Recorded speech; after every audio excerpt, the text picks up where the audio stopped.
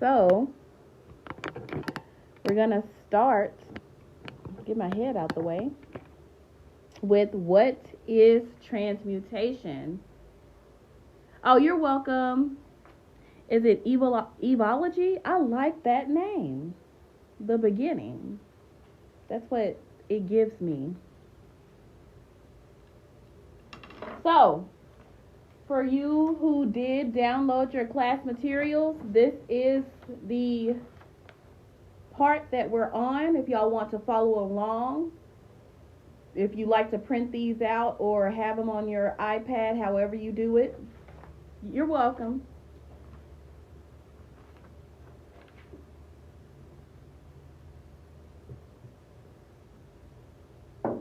Had to drink some tea.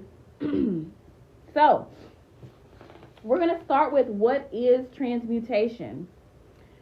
So, transmutation is the spiritual, emotional, and energetic process of transforming one state of energy into another. If you want to go deeper into it, it's the process of intentionally changing the form, function, or frequency of energy. And when we talk about energy, we're talking about emotional, mental, spiritual, physical, environmental, and you're changing the heaviness of, or the dense energy that is created in these categories into alignment into your journey. So that is what transmutation is.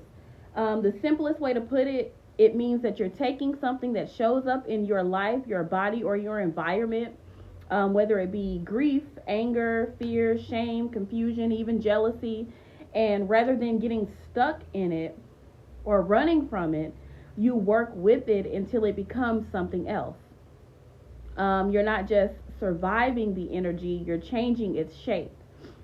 From a metaphysical perspective, transmutation is considered a higher spiritual ability. It's an actual spiritual gift. It's a kind of inner alchemy. So alchemy historically was the practice of trying to turn base metals like lead into gold. But in spiritual terms, we're not working with physical metals, we're working with emotions, patterns, wounds, energy, sometimes even memories. So instead of turning lead into gold, you're turning anger into clarity. You're turning sorrow into compassion. You're turning shame into self-worth. That would be the gold. And it doesn't come from pretending that the lead never existed. It comes from honoring the lead and then working with it until it becomes something else. From a scientific perspective, transmutation is rooted in the idea that energy cannot be destroyed, it only can be transformed, which is Newton's law that you learn in physics in high school. And it's called the law of conservation of energy, if y'all don't know what that is. It means that when something painful or heavy happens to you, that energy doesn't just vanish. It either moves through you, stays stuck in you, or gets changed by you. You have the ability to reassign energy, to reroute it, to shift it into something that supports your growth instead of feeding your breakdown. Hello. Yes, this is the third day in a row that I have been live. When I tell you, I will never do this again. I love y'all, but I might do 2 days, but never 3. But anyway, transmutation is not the same thing as suppression. And it's not the same as avoidance. Suppression is when you push something down because you don't want to deal with it. You're welcome. Avoidance is when you pretend that it's not even there.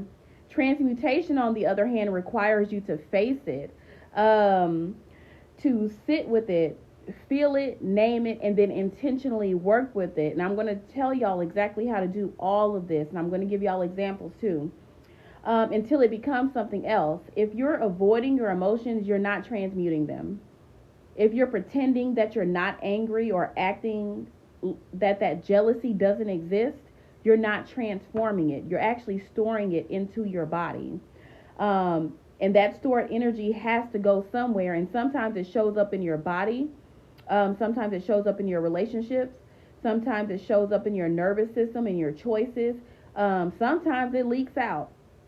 Transmutation is how we actually keep it from festering. Um, we can look at a few examples of what this looks like in a spiritual practice. Like, for example, in traditions like Hoodoo, I always use Hoodoo because that's what I'm most familiar with. Um, Transmutation is part of how we make power, how we turn power into pain. A practitioner might take rage that they feel after a betrayal or an injustice and channel that into protection work.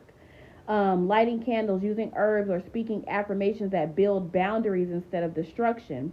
That rage doesn't disappear, but it becomes useful to that practitioner because they use it to feed their rituals.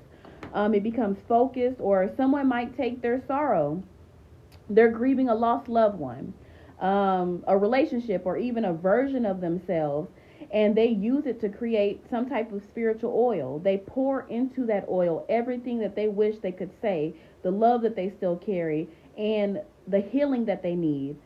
And when they wear or anoint with that oil, it becomes a medicine. Thank you. Hey, Go-Go, or Hoodoo Church. If y'all don't follow Go-Go, y'all should. Every single Sunday, she be having Hoodoo Church, and it was amazing this morning. I appreciate you. Hoodoo Church lady, I didn't even finish saying your name. Anyway,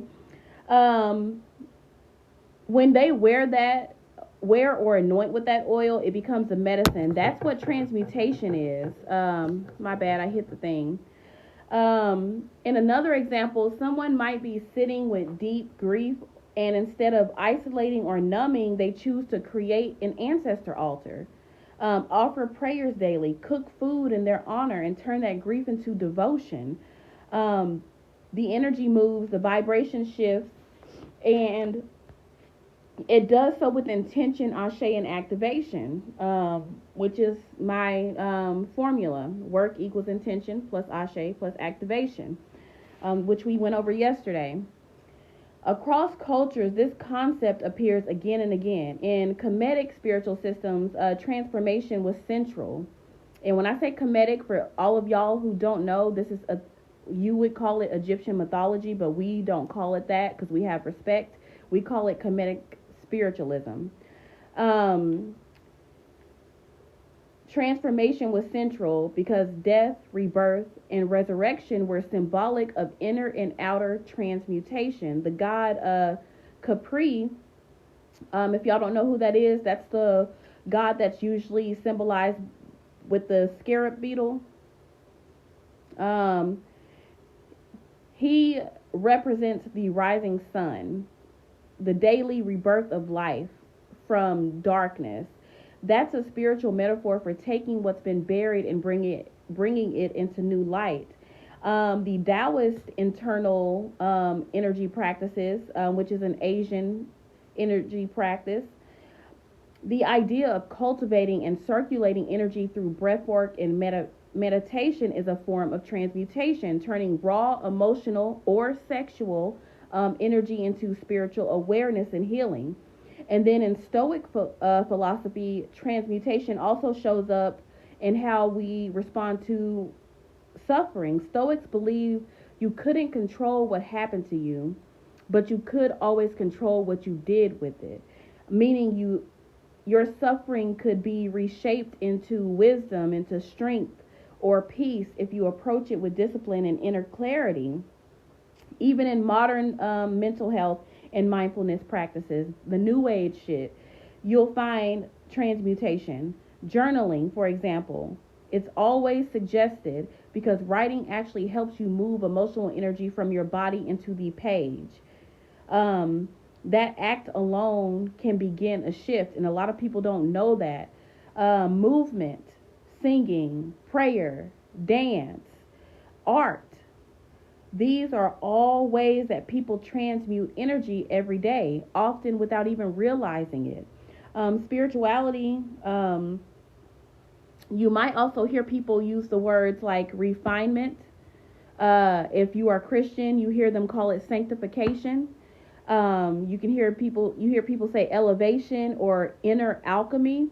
when talking about transmutation, these are different ways of saying the same thing. That energy, when handled with care and purpose, can rise, it can change, it can grow. You are not doomed to stay in the energy you were given. You have tools, you have a choice, you have your power. And just in case y'all don't know what those words mean that I just went over, refinement means moving what's impure or unhelpful from someone to make it more clear, strong, or useful. Spiritually, refinement is the process of taking in energy, grief, anger, confusion, and stripping away what no longer serves you, leaving behind nothing but clarity. Thank you for coming, even though you're at work, Melly. Sanctification, if you know Bishop C.H. Mason, that's one reason why they actually removed him from the Baptist church, because he wanted to practice sanctification. It refers to being made holy or set apart. But when we understand it energetically, sanctification is about transforming energy so that it aligns with your higher self, your higher purpose, or divine will. It's transmutation through sacredness.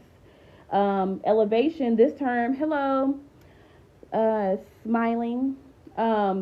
When people say elevation, they're talking about lifting up their vibration. I know y'all hear that. I'm going to raise my vibrations. Or consciousness, to elevate something into a higher level. And when you elevate pain into purpose or jealousy into inspiration, that's transmutation. And then if you hear anybody say inner alchemy, or they say self a lot, this is a metaphysical and philosophical concept rooted in a lot of traditions, including Taoism, Hermetism, Kemetic teachings. It refers to transforming your inner state, which are your emotions, your thoughts, or your spirit, through discipline and intention. It's literally the alchemy of the soul when people say inner alchemy, and a direct parallel to the process of transmutation. All of these terms point to the same truth. Energy is not fixed. You are not stuck in the energy that you were born with, conditioned with, or surrounded by. You have spiritual tools and practices, which I'm going to go over. These examples that I gave y'all right now are very, very basic. The more we get into the class, the more advanced these examples are about to get. That's why I said you might want a notebook for tonight's class. Whenever I get time, I can't promise that it will be this week or next week. I'm going to try to put all of these examples into a PDF.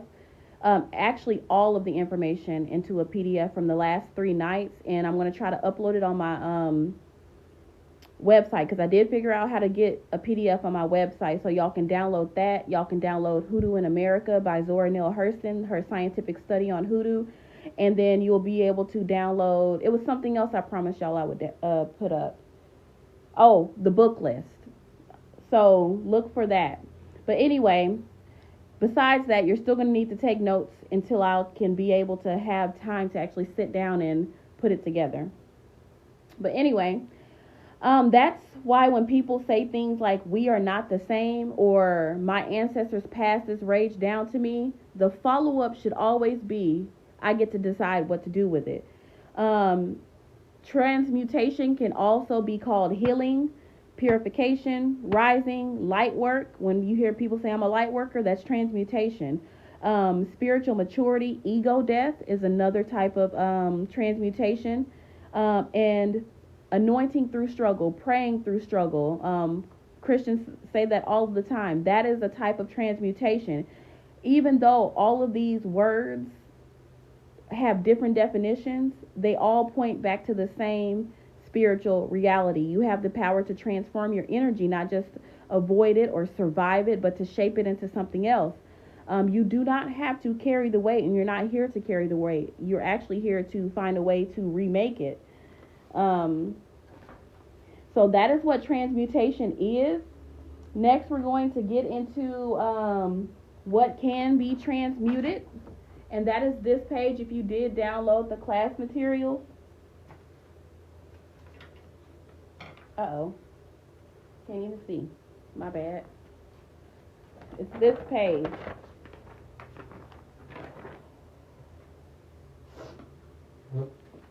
Let me drink some tea real quick.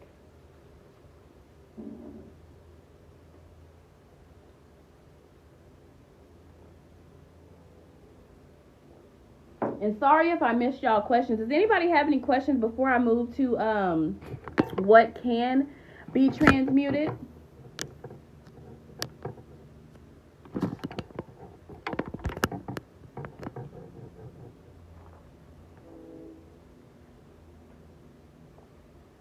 Oh, my bad. The messages are gathering at the bottom.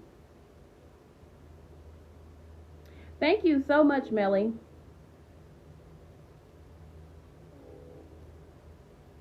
Yes, because I think we're not going to have TikTok much longer, most of my content is going to be on YouTube and Patreon. Uh, and my YouTube is actually going to have more, because I only really do spiritual content on TikTok. A lot of people don't know that I actually teach history. A lot of things, actually. History, herbalism, spiritualism, metaphysics, hoodoo. I do a lot, and all of that is going to, I'm basically turning it into a TV show, well, a YouTube show called Planet Kai. And that is what's going to be on my YouTube. So it's going to be a vast variety of knowledge on my YouTube channel. Okay, so I'm going to start with, on section 3, what can be transmuted. If you take nothing else from this class, take that everything carries energy, and all energy can be transformed. That means nothing is wasted, not your pain, not your doubt, not your breakdowns, and not the energy people try to actually throw at you. Every form of energy you interact with in this life, whether it's coming from within or outside of you, can be reworked. And that's the heart of transmutation and the point of this class, to be real. So let's start with the most common one. Emotions. Emotions are energetic responses that rise in the body to signal something needs to be addressed, honored, or released. So emotions like fear, anger, grief, or jealousy aren't bad. I would look at them like data. They tell you what's happening inside of you. Excuse me. Excuse me, I got the hiccups now. I'm drinking that tea and talking. But when they go unprocessed, they begin to collect. They settle in your nervous system, in your muscles, in your breath. That's why people say all the time fear can actually paralyze you. That's why grief can make you feel heavy and tired, like you don't even want to do anything. That's why rage can actually sit in your jaw. You ever been so angry that your jaw locks up? It actually sits in your fist too, or your gut. You feel that feeling rise up in you. Your body starts to heat up.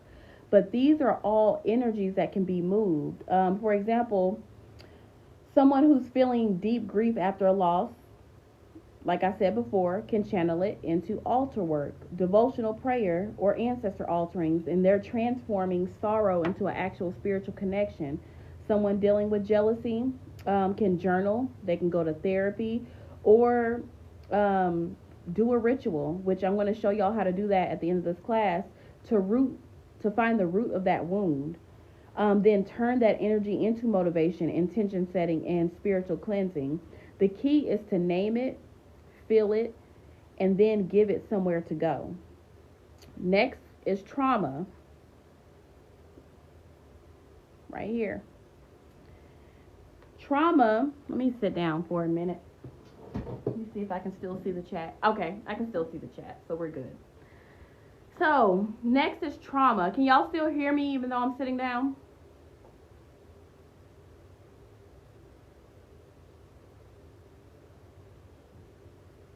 Okay. And trauma includes ancestral trauma, personal trauma, and generational trauma. Trauma is not just a memory. It is an energy imprint that stays locked in the body and spirit. Ancestral trauma refers to wounds that are passed through your bloodline, which is epigenetics.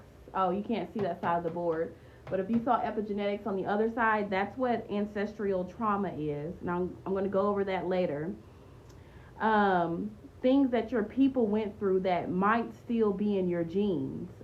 Even if you don't know the story, that stuff actually still lives in your DNA.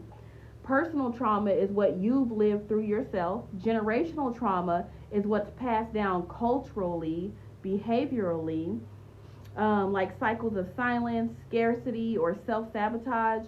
All of these are forms of trauma, are actually energetic frequencies. They live in the nervous system, they live in the DNA, and that's actual scientific fact. It's a study called epigenetics. If y'all want to, y'all can research that, because it's very interesting what your ancestors' traumas actually does to your DNA and your genes. I'll just say genes, fuck it. And even in the spiritual field, transmuting trauma may look like somatic healing, therapy, ritual work, prayer, or ancestral offerings. It may also look like being the one in your family who finally breaks that cycle by doing something differently. Every time you consciously choose to heal over harm, you're actually transmuting trauma into wisdom. And then one of the most overlooked types of energy is energy from other people. That's what this is supposed to say, but I didn't have enough room to put energy from other people. Just because energy doesn't come from you doesn't mean that it can't land on you. People can project things onto you. They can project doubt, fear, jealousy. You ever have an emotion overcome you, and especially empaths, and you know it's not you, and you're trying to figure out why you feel like that? That's what energy from other people feel like. Someone can be sending it intentionally, like curses, hexes, evil eye energy, or others do it unconsciously, like family members who are always doubting your success and actually telling you that they're doubting your success, or people placing their insecurities on your shoulders. Why do I have to change who I am because you're insecure about something? Why do I have to dim my light because you're insecure about something? That is actual negative energy that somebody is sending to you, even if they're doing it unconsciously. It's still energy, and it still needs to be cleared, transmuted, and returned. Transmuting someone else's energy might look like cleansing rituals, affirmations, breath work, or working with spiritual tools like protection oils, floor washes, or sound, which is like clapping, bells, chanting. The scientific name for this type of energy is called external energetic interference, which I went over in another class before. But spiritually, we know it to be, we call it being crossed, being clouded, or simply heavy with things that aren't ours. But the good news is, what isn't yours can be shifted, it can be moved, and it can be returned. But you have to first acknowledge that it's actually being sent to you, especially when it's coming from someone else. And then we get to environment. Energy clings to spaces. A room can hold anger. A house can carry grief, especially if someone has passed away in it. A stretch of land can remember violence or love. This is why you can walk into a place and immediately feel at peace or immediately feel uneasy. These environments include your home, land, altars, even objects that you work with. Transmuting space energy can include burning herbs. Most people use air to transmute. I don't know. Can you see that on the board? Yeah, most people use air to transmute environment. And I think I forgot to go over that, but I'm going to go over it later. Most people use fire to transmute emotions. Most people use water to transmute energy from other people. In the tradition that I practice, let me say that. So, transmuting, so if you're using air, that's like burning herbs, opening windows, using sound, prayer, or rearranging furniture, like changing the feng shui, to reset the flow of that space. So some people call this space clearing, but what you're actually doing is transmuting stagnant energy into a harmonious energy. In spiritual traditions, this might include laying down offerings or pouring libations or doing floor washes. It depends on what your belief system is, to literally and spiritually reset the vibration of that area. Transmutation isn't only about emotions and spaces, it also can include physical materials. Um, like herbs, roots, bones, oils, waters, even bodily fluids.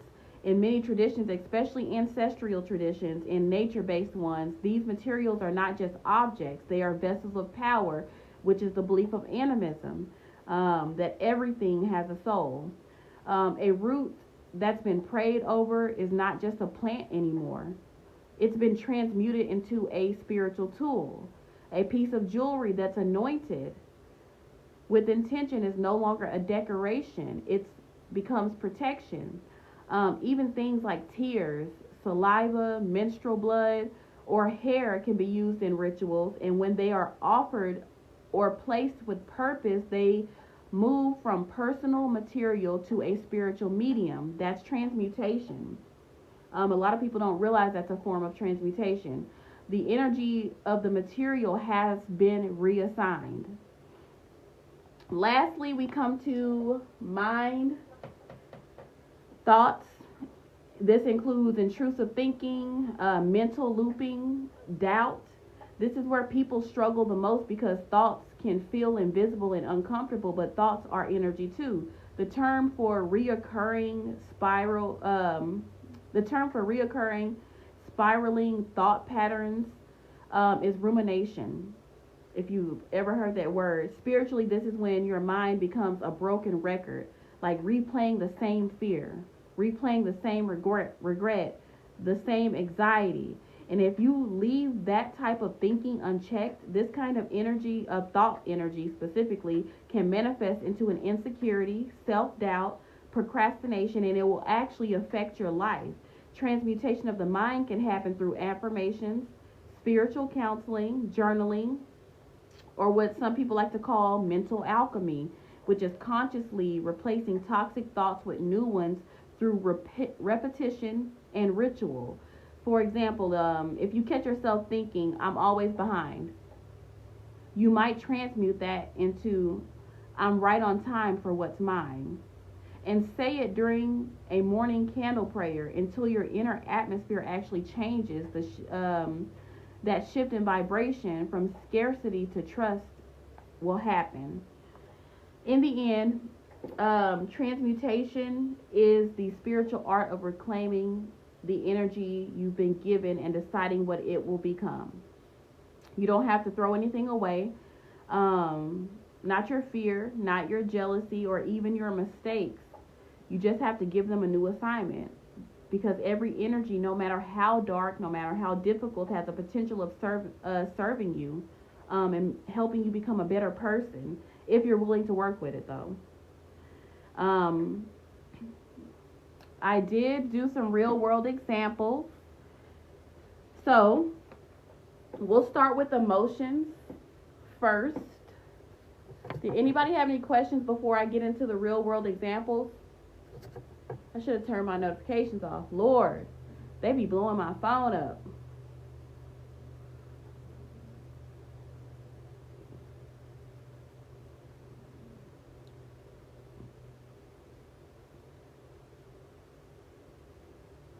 Thank you for the gift.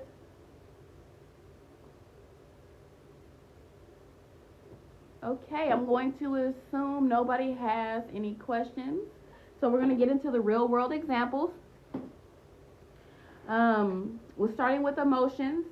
Emotions, like I said before, are one of the most common things that people learn to transmute, and they're actually the most easiest thing to transmute once you get really good at it. An example is you're filled with rage after being disrespected at work. Instead of exploding or suppressing it, you light a red candle, specifically anointed with a fiery oil. Remember, I told you fire is the best thing to transmute emotions. And speak your truth into it. You channel the anger into a protection working or a boundary ritual. That's transmutation. Rage becomes an action. You're using that energy to actually create something, not destroy something. Another example is you're grieving the loss. Instead of shutting down, you begin to create a sacred space. You start making your altar. You start praying. talking to the person that you have lost. That grief actually becomes devotion. That's transmutation. These are basic examples. They're going to get advanced as the class go on. So, trauma, and this is ancestral, personal, generational. Trauma can actually be stored in your body. It can be passed down through lineages. Transmuting trauma doesn't mean pretending that you didn't have the trauma either. So let's say that you uncovered a family history of silence around sexual abuse specifically. Instead of carrying that silence, you start speaking, writing, or praying about it. You do the healing your ancestors couldn't. The trauma becomes a testimony. A generational curse is broken, and you actually heal your bloodline when you do stuff like that. I taught that in the last class as part of epigenetics too, in ancestral veneration, helping elevate your ancestors. Or you grew up in poverty, always told to be quiet and stay small. Now you use your voice in ritual. You speak affirmations daily and raise your children differently. You see what I'm saying? That's a generational curse breaking. That's trauma being reworked, is actual generational restoration, and it is transmutation. Energy from others. This is projections, curses, envy, evil eye. Because most of the time, the energy we carry is not ours. Let's say somebody sent you some gossip, talking shit about you. Instead of panicking, you take a spiritual bath and cleanse. You dress a white candle and you speak a declaration over yourself. Their energy is returned or repurposed into strength. Or another good one is getting a red candle, getting clove powder, putting some type of fiery wall of protection, or another good one is flying devil oil. Any type of oil that actually use cayenne pepper or anything like that. Roll the candle in that oil, put clove powder on the outside of that, and I'm talking about a 2-minute candle. Say that person's name, light that up, and it'll stop the gossip. That is transmuting. Instead of going to that person, you're turning that energy into a ritual. Environments, home, land, sacred space. You move into a new apartment and something feels off. You smoke, cleanse. You don't move. You don't try to not be at the house. You open the windows. You play music. You speak blessings into the wall, and you set intentional objects around the space, like feng shui. You've transmuted stale or unwanted energy and created sacred ground in your new apartment. Let's say your altar has been neglected and it feels flat. A lot of us go through things and we just forget about our altars. It happens. You can transmute that space by refreshing the water, sweeping the space. While I buy all new stuff. I even changed the picture frames that my ancestors' pictures are in, and it will shift the energy. That is environmental transmutation. And these are basic, very basic examples of transmutation. Then when we get to physical materials, you collect ashes from a petition, you burn and bury them at the crossroads. That act seals your intention and releases the energy into the earth. That's transmutation. You took the ashes, you took the petition. It started out as a petition and you burned it. You transform that, whatever you wrote. Usually when you burn stuff, you're trying to get rid of it. And you give it to the earth. That is changing whatever you wrote down, removing it from your life and putting it in the earth. You anoint your body with oil that has been prayed over during a hard time. That oil is now a container of survival. It becomes a medicine. When you think about your thoughts, intrusive thinking, doubts, fear loops, internalized shame, things like that, you constantly think you're not good enough. Instead of staying in that loop, you write a daily affirmation and speak it every single morning while looking in the mirror. If you've ever did mirror work, over time, you will begin to believe it. You transmuted that lie into a truth. Or you struggle with intrusive thoughts. You learn to name those thoughts, breathe through them, and then use prayer or movement to shift that mental space. Your mind becomes a sanctuary again. Every single energy can be reworked, whether it's something you feel, something you inherited, or something done to you. You're not powerless. You have the tools. You just got to learn how to use them. Does anybody have any questions before we move to the science behind this?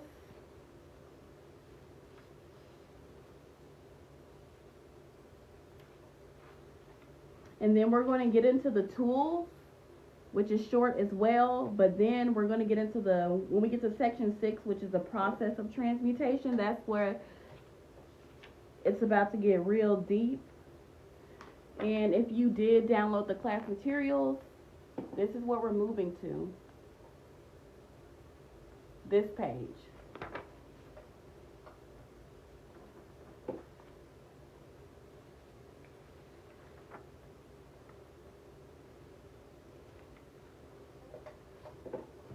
Okay, no questions. Let me drink some more tea. Matter of fact, let me go pour some more tea. I will be right back.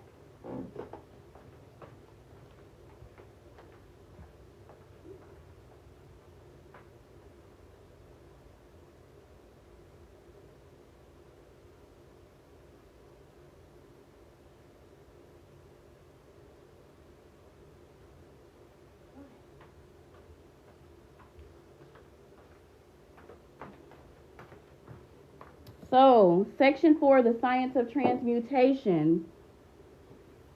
Because a lot of people think transmutation is just a spiritual concept, and it's not. It's actually a scientific truth, and it's also a universal law. Let me zoom out. These damn nails be having me push everything but what I'm trying to push. No, I'm teaching metaphysics right now, so anybody can practice metaphysics. It's not a closed practice. If it was closed, I wouldn't be doing it on live, trust me. You would have to pay me, and we'll be in a Zoom class where I can see you and make sure you're black.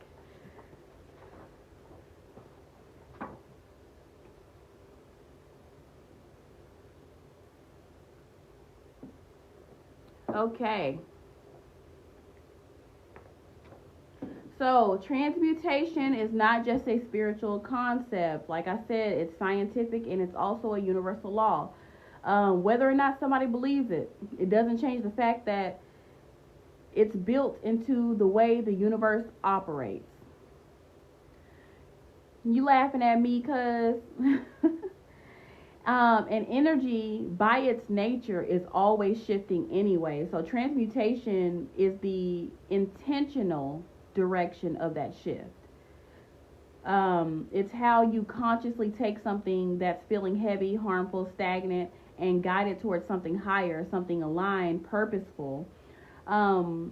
Whether you call it transformation, like I told you, elevation, alchemy, sanctification, whatever y'all want to call it, it's all the same thing. So we're going to start with the law of conservation of energy, which I forgot to put up here, but it is on the handout. So that law teaches that energy can neither be created nor destroyed. It can only change form. That means when you feel rage after being betrayed, I said portrayed, but I meant betrayed. That rage doesn't vanish because you ignore it. If you try to suppress it, it may manifest in other ways. And when I've said that 2 times now, this is my 3rd time saying that, just in case you don't know what I mean, if you let these emotions or these energies like really root into you, they can manifest as headaches, tensions in your muscles, stress, physical illness.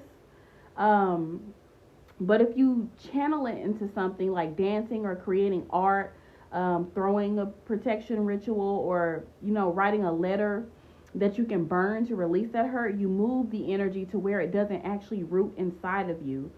And that's the law of conservation of energy. This law is confirmed every day in physics labs.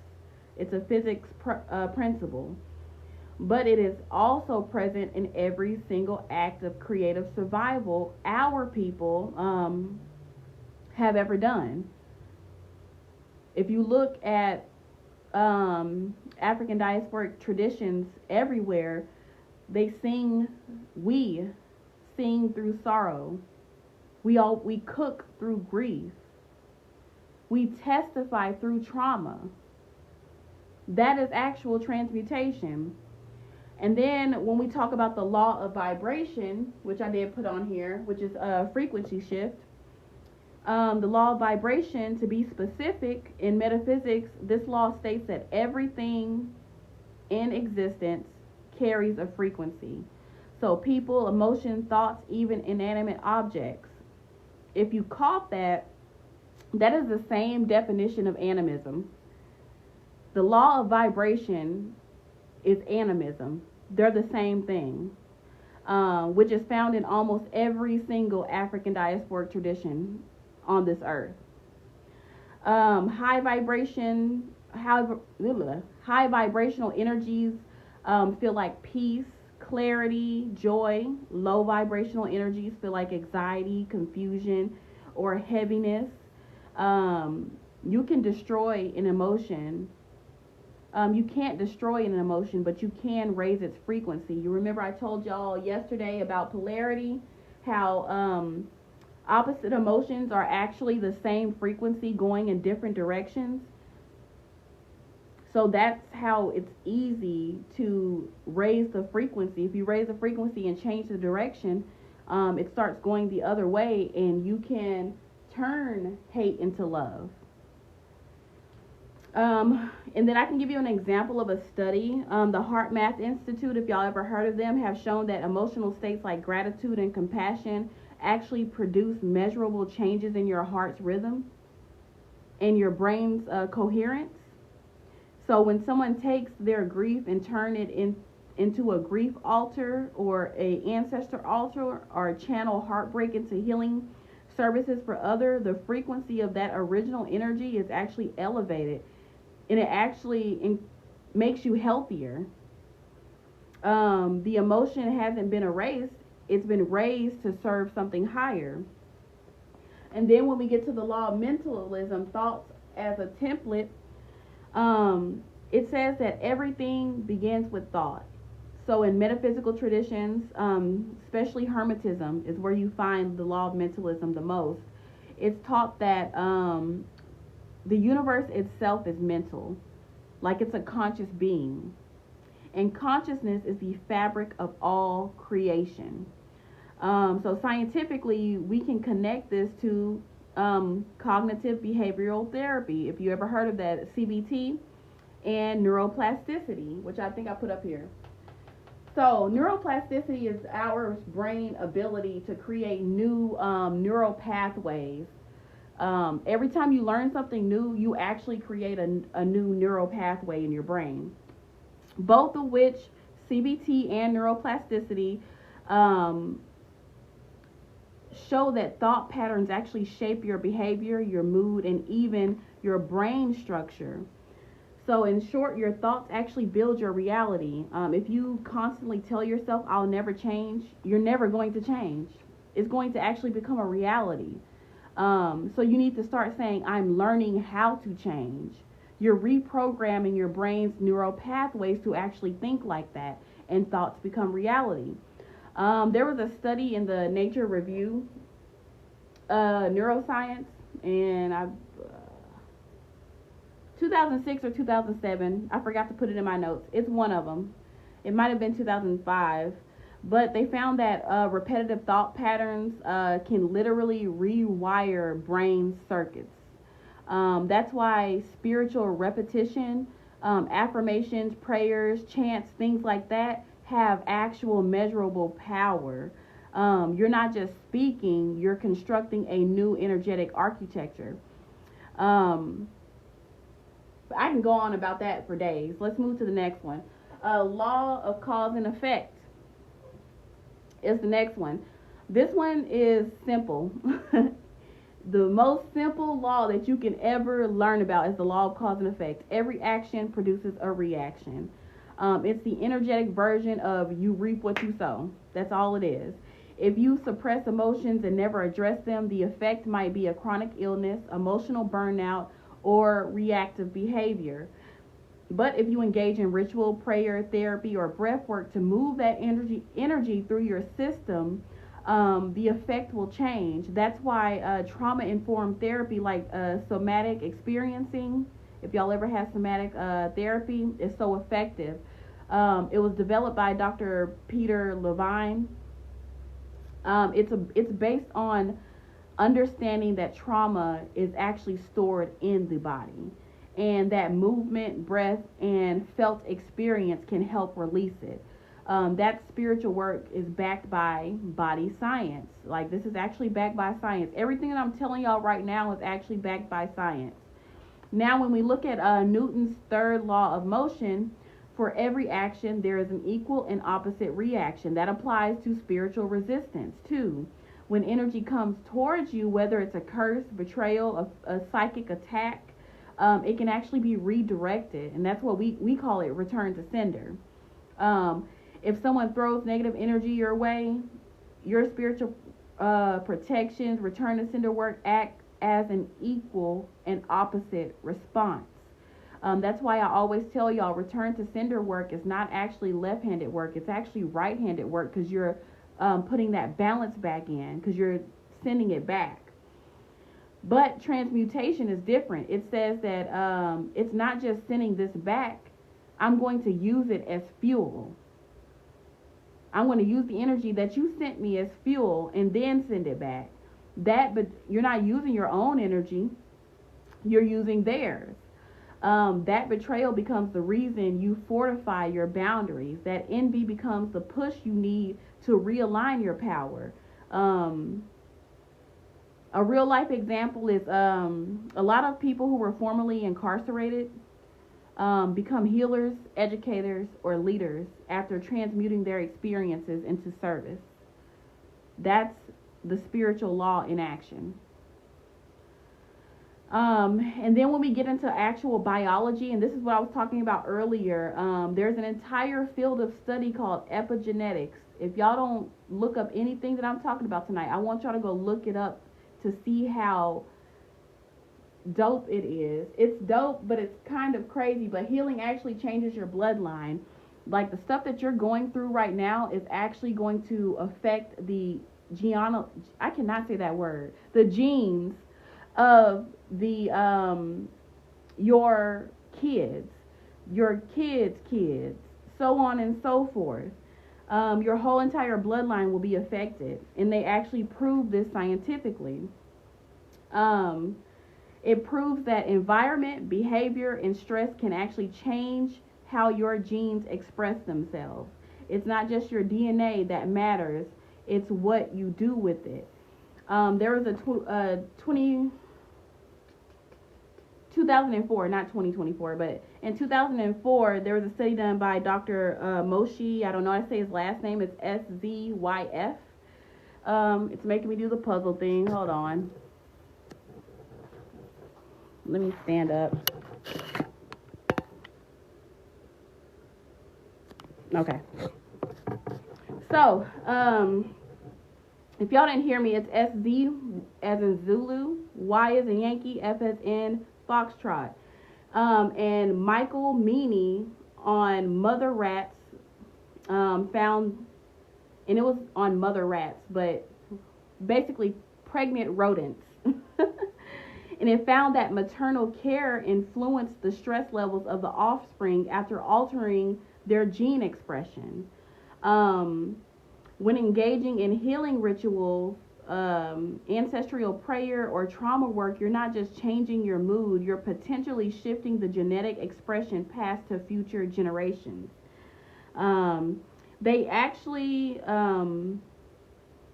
did a test on Holocaust survivors as well and their offspring, and they found out that the way that they react to trauma, as expressed through their genes, is actually different than the rest of the population of the earth, as well as African Americans. That trauma actually still lives in our genes, and it actually affects how we react to things today. But whenever y'all get a chance, I don't have time to really get into it. Y'all should look this up. That's why when you cry at your altar, it can feel like something deeper than you is being released, because it actually is. Epigenetics proves our ancestors weren't just being poetic when they said, heal yourself, heal 7 generations. Y'all ever hear that phrase? That's an actual thing. Lastly, let's revisit neuroplasticity, because I did say something about it earlier, but it's the brain's ability to form new connections every time you choose a new response, like replacing shame with compassion, anxiety with grounding, numbness with music. You're creating a new neural circuit. There was research done in 2012 by a Dr. Norman Doge, however you say his last name, documented that the brain's capacity to rewire itself in stroke patients who regained function through repetitive motion and visualization. Spiritually, that's exactly what a ritual does. People always say that ritual is evil, or repeating things over and over is evil, but that's actually how you heal your brain. It actually helps your brain. It gives your brain and spirit a repeated signal that says this is the new way. It helps you get rid of old habits. You don't have to think your way into healing. You practice your way into it. That's why even small daily rituals have a huge effect over time. They reinforce new neurological and spiritual rhythms. So I just said a lot of stuff. So what does all of this mean? Like, how do I sum it all up? It means that when we say you can transmute your pain, we're not just being spiritual, we're actually being scientific. It means that grief, trauma, rage aren't weights that you're stuck with. They're raw materials, and just like fire refines metal, spiritual work refines energy. You are an alchemist. All of us are. You are the altar. I know y'all hear people say that all the time. And the proof of transmutation lives not only in your spirit, but also in your body, your blood, your brain, and your lineage. So then we're going to get into the tools of transmutation. Anybody have any questions?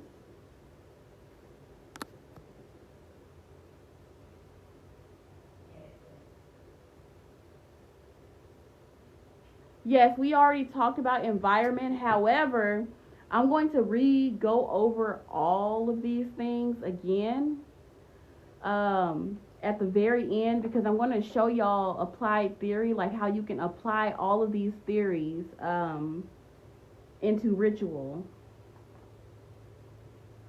So we're going to go over it again. So I just want to get all of the meat out of the way so we can actually get into applied theory. So transmutation is not something you just think about. You actually have to do stuff. I know people want to think that they can just pray about some things, but some things you need more than just prayer, despite what they teach you. Transmutation is the embodiment of an intentional act, like you're intentionally changing the form, function, and frequency of energy. So you're gonna have to actually do things. And so these are the main tools. This is not all of the tools, but these are the main tools that I know and I use in my practice. Keep in mind that everything I teach is based on my lived reality and my theories. So there's probably other ways, but I'm going to teach you the elemental ways because y'all know I'm a root worker, so I work with the elements. And then also how you can use your voice, movement, writing, and divination as well, because these are more new age things. Well, voice is not new age and movement is not new age, but writing and divination is very, very popular right now. With all these journals that people are intention, yes. Prayer without work is dead. Remember that. So, first, where am I at? Okay, so the first set of tools I'm going to go over are the elemental ones.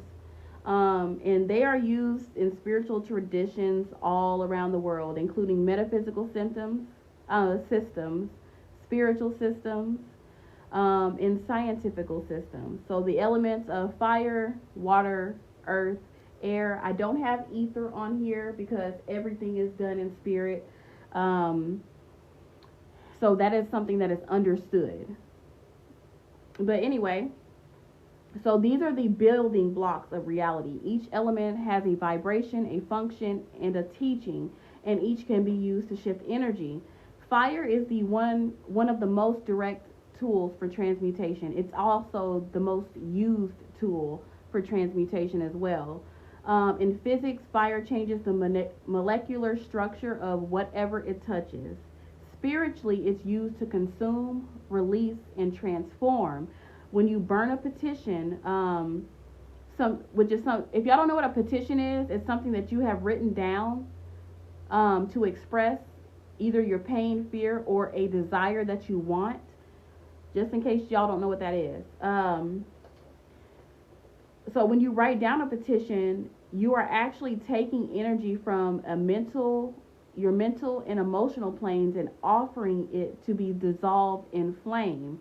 That process turns it into ash and smoke, which are symbols of transformation, like the phoenix. Candles are also used as a fire tool. The flame represents your intention burning over time. As the wax melts and the wick burns, your spiritual wheel is being carried upward. So fire is ideal for transforming anger, resentment, any type of emotion really, or the feeling of being stuck. Instead of exploding outward, your fire rituals give that pressure a place to go, a direction basically. And then when you get to water, in both science and spirit, it's a dissolver or a carrier. It softens, it cleanses, and it remembers. Remember, water literally carries memories. Like you can speak to it and it remembers it. Which means you can actually store and transfer information using water. That's exactly why people put water on their ancestor altars, because it's an actual communication tool. It's like I called it in another class, a spiritual cell phone. That is what water is. Spiritually, water is used to wash away energy that clings to us emotionally or energetically. Spiritual baths allow your body to absorb healing intentions and release spiritual debris. Tears are also a type of water ritual, if you didn't know that. So when you're crying during your ritual or prayer, especially if somebody did something to you and you're crying at your altar, your ancestor altar, powerful stuff. Yes, you can whisper into water too. It means crying and prayer. Crying is not a weakness, by the way. Like tears, especially in my practice in Hoodoo, are very powerful, especially if they come from a real raw emotion. Keep that in mind. Um, anyway, I got off subject. So, when you cry, it's actually transmutation in motion. It means that the emotional energy is actually being released. You are literally changing its form. Offering water to your ancestors, pouring libations, or giving the ocean a piece of your grief. If you cry in the ocean, that's another good one. Are all ways to release and repurpose heavy energy. Water is the best thing to use for transmuting grief, heartbreak, emotional being emotionally overwhelmed, sadness, or to cleanse off energy sent to you from someone else. Then we get to the earth. It is the most grounding transmutation tool. In science, earth absorbs and contains energy. In spiritual work, it can hold and transmute things that need to settle, digest, or be laid to rest. And that's burying things. People who bury ritual objects, petitions, or offerings in the soil to complete the cycle of transformation. Working with herbs, root, and dirt is common in traditions like root work, but it's also found in a lot of indigenous systems as well. Herbs are vibrational tools. Each plant has its own energy signature. That's animism. That can help break up blockages, encourage protection, or draw in peace. A lot of people don't realize that herbs not only have a physical property, they all have spiritual, energetic properties as well. Bones is also something else that carries a lot of energy. Roots and sacred objects from the earth can hold ancestral memory and be used to turn trauma into protection or turn sorrow into strength. Earth rituals are powerful for really transmuting deep rooted issues that need to be healed over time, especially generational or ancestral burdens. It's best to go to the earth. And then when we get to air, it is invisible but essential. It governs thought, communication, and movement. In both spiritual and scientific frameworks, breath is life. When you do breath work, consciously altering how you inhale and exhale, you're changing your nervous system and energetic patterns in your body. That transformation, that's actual transformation in real time. Air is also moved through sound. So when you pray out loud, that is considered air ritual. When you say affirmations, when you speak declarations, you are actually vibrating energy with your voice and sending it into the atmosphere. Think of it as directing air with intention. That's why a lot of people blow when they pray. If you ever whispered your hopes to the wind or spoken grief in a quiet room, like talking to yourself, you've actually used the element of air. Air is really, really, really helpful for mental looping. Like, so you can like speak repetitive things, affirmations, and things like that to get rid of anxiety and confusion. Anything that's stuck in the mind can be moved with air or speech. So beyond these four elements, that's when we get into the body itself and how it becomes a tool. Movement is something that we really, really use in Hoodoo, like dancing and things like that. My bad, I had to drink some tea. Mouth got dry. So, emotion is energy in motion, literally. When you feel heavy, tight, or overwhelmed, moving your body can actually help release what's stuck. So that's dancing, shaking, stretching, doing yoga, even crying are all ways energy leaves the body. I keep talking about somatic therapy because it's really good. And so, somatic therapists and trauma healers teach that shaking is one of the body's natural ways to discharge stress. Sex, when done with awareness and intention, like you intentionally doing this, keep that in mind when I'm saying this, is also a powerful energetic exchange. In metaphysical teachings, it's called sex magic, which I told y'all I will put a class together, but it's going to have to be private. So watch my website for when I drop that class. And that's like using pleasure and orgasms to fuel. I don't want to get my live flagged. Manifestations of release or emotional charge. Movement rituals help transmute trauma, restlessness, spiritual anxiety, and emotional stagnation. And then when we get to the voice is the most powerful tool to me, personally. Singing, moaning, yelling, all of these use vibration and sound to move stuck emotion. In a lot of ancient cultures, the mourning process involved screaming, wailing, yelling, like having a deep ancestral cry.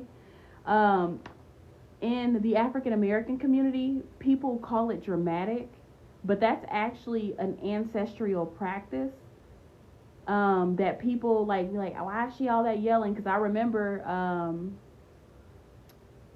when one of my uncles passed away, one of my cousins was screaming, and the reaction from the rest of the family wanting her to be quiet just never sat right with me, because it wasn't dramatic.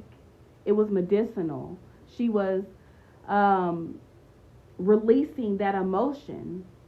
So words also hold power. When you speak life over yourself, affirm your truth, or declare a release out loud, you are shifting the vibration of your space and your spirit.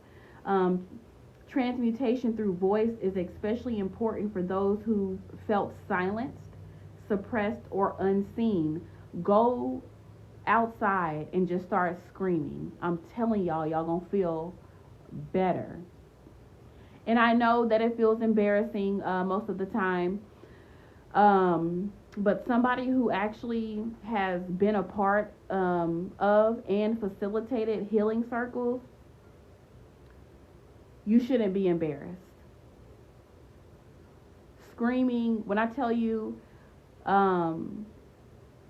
the last retreat that I did for the incarcerated women, one of the facilitators actually had to release something, and she was screaming. We weren't upset that she was screaming. Instead, all of us went around her, including the participants, and made sure that she was okay, rubbed her back, let her scream it out. Because if she is a facilitator helping somebody and she catches the spirit and starts screaming, she must have something really, really deep inside of her that she needed to let go. So I don't care who's around you. If you need to scream, scream. Hey, Shay's Light. Then when we get to writing, writing is where the mind becomes ritual. This is where the law of mentalism comes in. Everything begins with thought. When you write with intention, you're giving form to those thoughts. Petitions are actually written prayers. Journaling helps you sort out emotions, notice patterns, and track your transformation.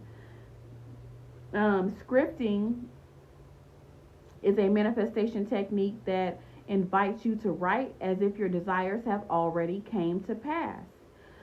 These written words can be burned, buried, replaced on your altar, or placed on your altar, not replaced, or read out loud.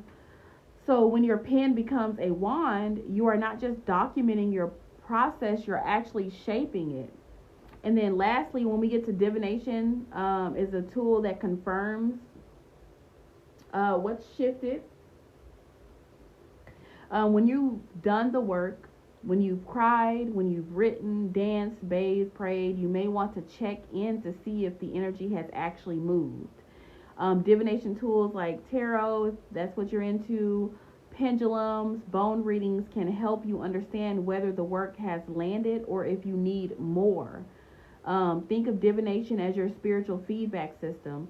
It's not just about predicting the future, because a lot of people think that readings predict your future, when in actuality, they are telling you your circumstances at that moment in time. It's about, because you are the creator of your universe, by the way. It's about reading the present energy and affirming the transformation. So everything that we walk through, fire, water, earth, air, movement, voice, writing, and divination, are ancient and living technologies. You don't need every tool, and you don't need to master all of what I just taught you.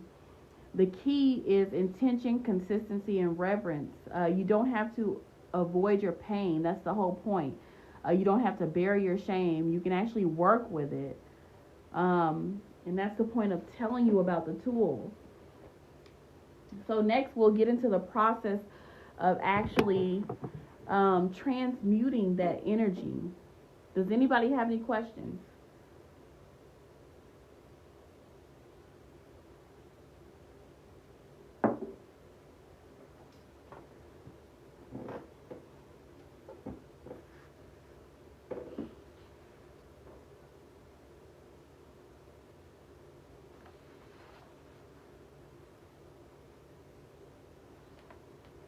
So in this next section, we're going to be doing some ritual walkthroughs. They're not as advanced as what we're going to go over at the end of the class, but I really want to walk you guys through the process so you can actually understand what I mean when I'm telling you to witness, name, filter, apply, and anchor.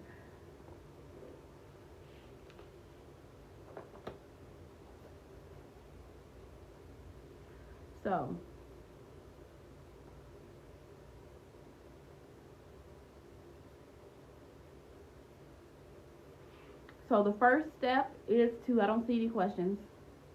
Okay, thank you, Jose. So let me move this a little bit closer so I can actually lean back. When I tell y'all this flu is really kicking my ass.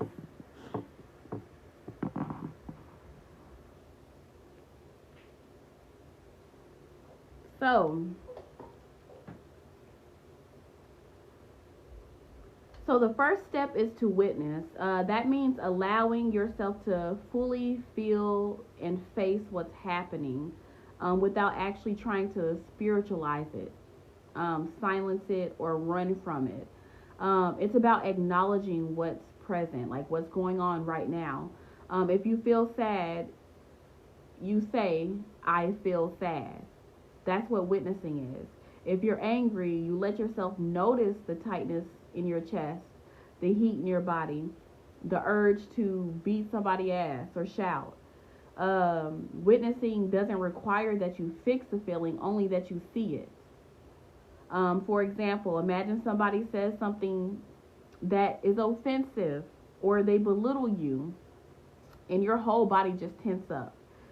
You want to push it down, ignore it, pretend like you're unbothered, but instead you pause, you breathe, and you allow yourself to feel the rising heat of your frustration or hurt. That is witnessing. You're actually witnessing yourself and the energy in real time. That's the actual first step of transmutation. The second step is to name what you're experiencing. This is actually a crucial step, because if you misidentify the energy, it will lead to you misapplying the tools that I just went over. And that's why clarity is so important. Naming means being honest with yourself about the root feeling underneath the surface response. For example, you might say you're angry, but when you really sit with it, you realize you're actually embarrassed or you feel rejected. It's not anger, you're embarrassed. Hey, Renisha, welcome. Naming helps pull the emotion out of hiding and removes shame from the experience. Um, let's say that you're feeling irritated at a friend and snapping at them for small things. When you take a moment to name the energy, you realize what you're feeling is abandonment because they didn't show up for you when you're needed, when they were needed. The shift from I'm mad to I feel abandoned opens the door for healing. It helps you approach the energy with direction instead of blame or deflection. And then after you name it, you're going to have to filter. And this is where your discernment and your intuition comes in. You've identified the energy, and now you need to decide what part of this is mine to carry and what part do I need to release. I forgot to show you this page, but this is the page that we're on now.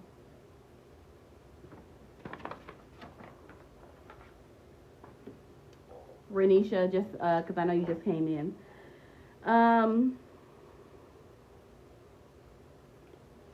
So once you've identified the energy and you have decided what part is yours to carry, because not all emotions are actually fully yours. Some of them are inherited. It might be something like a generational thing that's making you react that way. Like I told you, epigenetics, your genes are responding.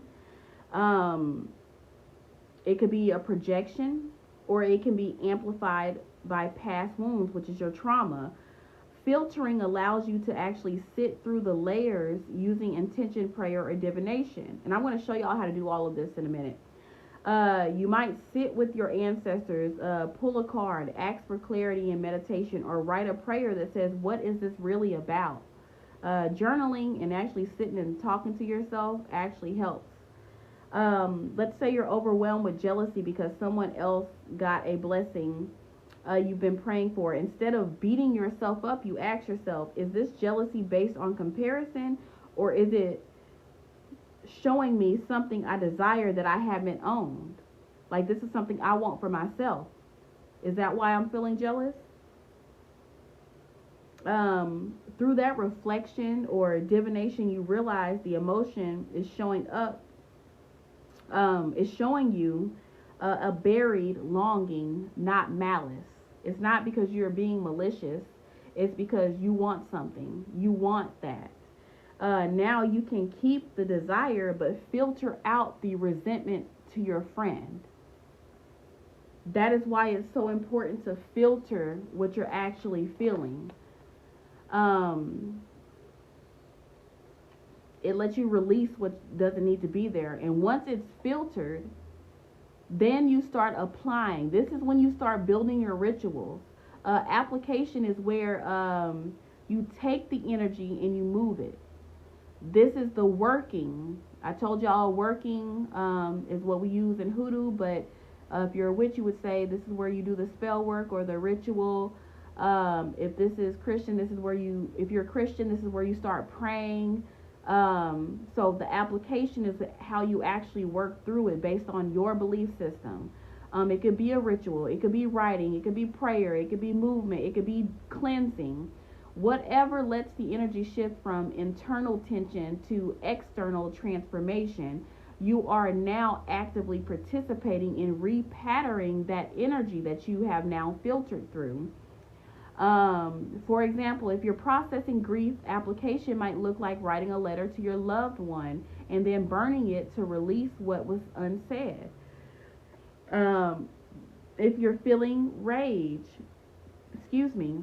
application might be dancing it out in the dark. I usually dance when I'm sad. If I'm like feeling really sad and it's like ruining my whole day, I will turn on some music and start shaking my ass. That is a part of, that's application. or beating your fist into a pillow until you're not angry anymore. If you've been holding fear, it might look like standing in front of the mirror and declaring, I am safe. I am not in danger. In each case, the emotion is not just acknowledged, it's actually redirected through a sacred action. And then the final step is to anchor it. Here's my pointer. This is the step that most people forget or don't do at all. But it's the one that completes the cycle. Anchoring means sealing the shift into your body. Trying to multitask. Oh, you talking to somebody else. Okay. So, and it's more than just your body. You're sealing the shift into your spirit as well as your energy field, which is your aura as well. It brings closure. Without it, the energy may, circle back because there was no acknowledgement of the completion. Anchoring is where you say, I've done the work, the energy has moved, it is no longer what it was. This could look like pouring an offering of water and saying thank you. Gratitude is the highest form of manifestation, by the way. It could be journaling a note to your future self about what you just released. It could be wrapping yourself in a blanket and sitting still for 10 minutes after a ritual to ground the new vibration. It could be as simple as whispering, the work is complete, while touching your heart. Anchoring is what tells your nervous system, your spirit guides, and your subconscious mind that a shift has happened and it's safe to move on. The entire process, witness, name, filter, apply, anchor, is a rhythm. It moves from reaction to transformation. It allows you to take raw, honest, sometimes painful energy and shape it into something purposeful. You don't have to guess. You don't have to be confused when you're working through these, because you now have a way to name it. You now have a process. And this is how you shift emotion. This is how you transmute an environment, thoughts, trauma. I'm going to show you how to apply this process to all of this in just a minute. Well, not just a minute, in the next one. So, I'm going to do a walkthrough. I'm going to start with emotion. And these are going to be ritual walkthroughs. These are not the applied theology. The applied theology is going to be at the end of the class. After I finish these walkthroughs, we have one more section, and then I'm going to go through the applied theology, which is what most people are here for. So, hold on. Okay. Had to get the walkthroughs out. So, we're going to start with an emotional ritual walkthrough.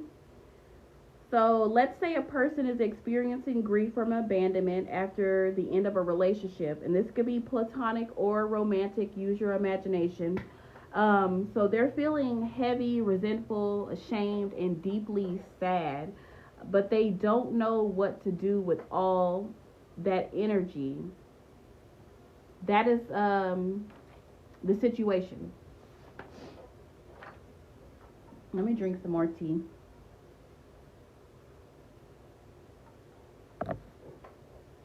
Step 1 is witness. Uh-oh. You've been ghosted by someone you love. You feel discarded, confused, and sad. The action is you sit in silence for 5 minutes without a phone, without music, just letting yourself feel everything. You breathe deeply and allow your chest to feel tight, and your tears come. You allow yourself to feel this emotion. That's super important. Do not hold in tears. Cry, or your body, or you can allow your body to feel anxious. You might say out loud, this hurts, I feel left. You acknowledge, basically you're acknowledging it. The science behind witnessing it, it actually activates your parasympathetic nervous system by acknowledging stress instead of suppressing it. Suppressing emotions actually activates chronic cortisol, which is a stress hormone. Witnessing lowers that internal resistance, allowing the energy to flow. I'm telling y'all, your emotions actually affect your physical health. Remember that. The spiritual law that works with witnessing is the law of mentalism. And that's awareness. That's where your thoughts start. So nothing can be transformed if you have not first acknowledged it in your consciousness. And then when you get to step 2 with the same scenario, after sitting with it, you realize that this is not just sadness, it's grief mixed with abandonment trauma. What is your action going to be? You're going to take your journal and you're going to write, this is grief, this is abandonment, I feel rejected, I feel disposable. You say the words out loud, I am grieving, this feels like being left behind. The science behind naming it and calling it, in psychology, this is called affect labeling. Naming emotions reduce the fear center of the brain. It's, I'll spell it for you, because I struggle with this word too. So you guys can, but what it is the fear center of your brain. It's where fear lives in your brain, but this is what it's called.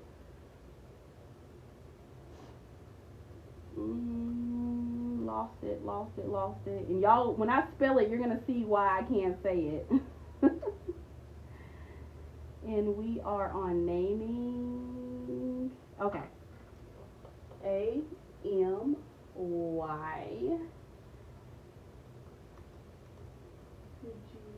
And if you know how to pronounce it, please put the pronunciation in the chat for me like y'all always do.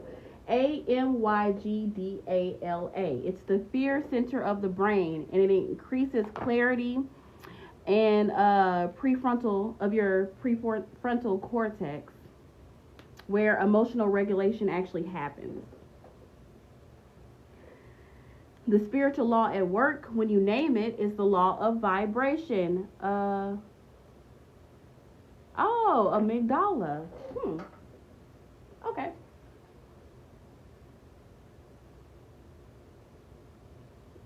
Y'all done said so many different ones. Oh, a medulla.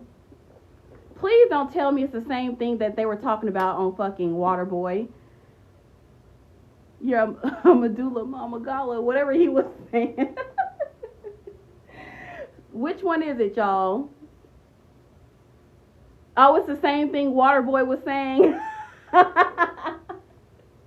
I am dead. Okay. Got you.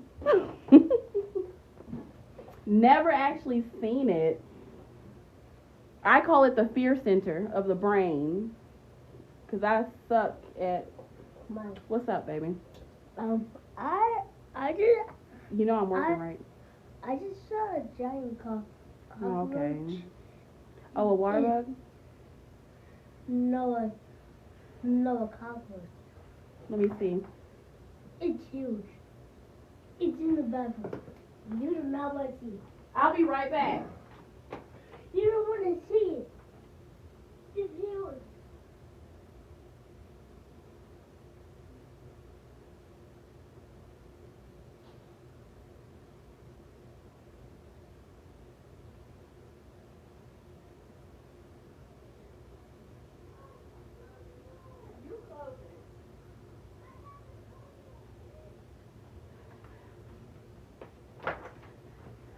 Sorry about that. Y'all know I live in the woods.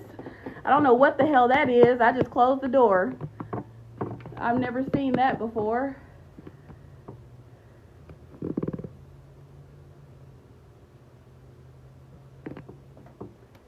Medulla oblongata. Oh, that's different. Okay, so it's not what Waterboy was talking about. So how do you say this one?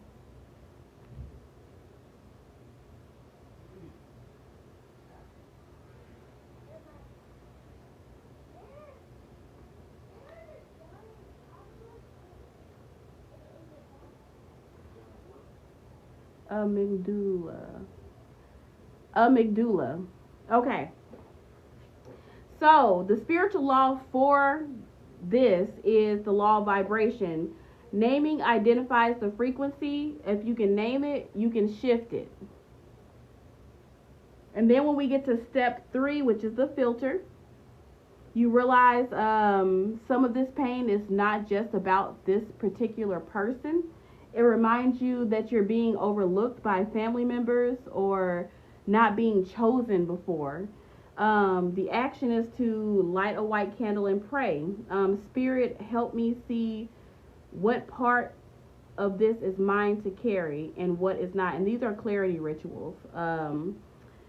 If you're familiar with them, you pull a card. Usually when you do clarity rituals, you light a candle. You use some type of clarity oil or some type of opening oil, third eye oil, and then you pull a card or you hold a pendulum. It depends on what type of divination system that you actually use. And see what it's about, or where is this coming from. That's how you filter.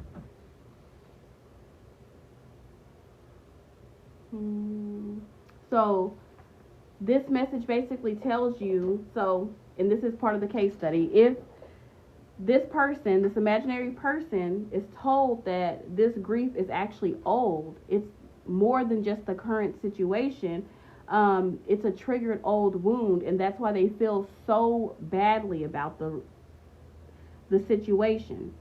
So you write down, I release what was projected onto me. I keep the truth that I desire love. Something like that, similar. So the science behind the filter is that this emotional discernment is pattern recognition.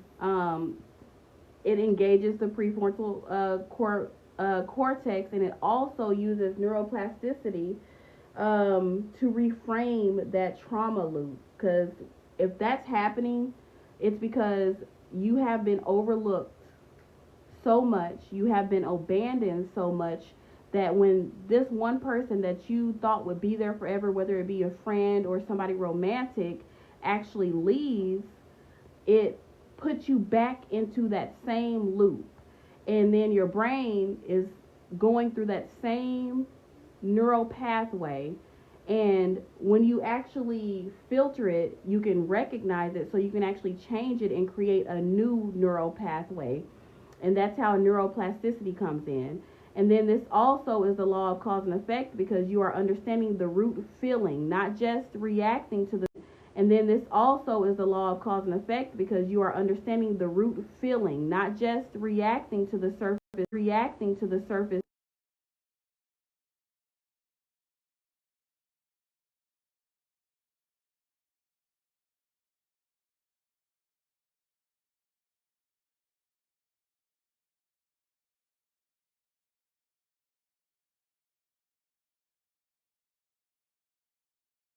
Shift it. My bad, y'all. I forgot to plug my phone up so it can charge. Oh, damn, the cord is stuck on here. Hold on.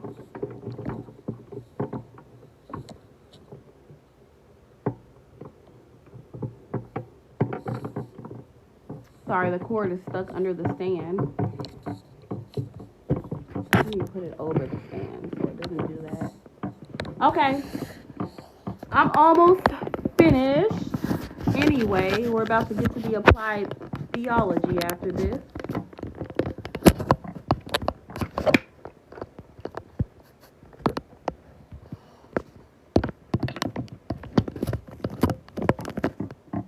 My bad, y'all.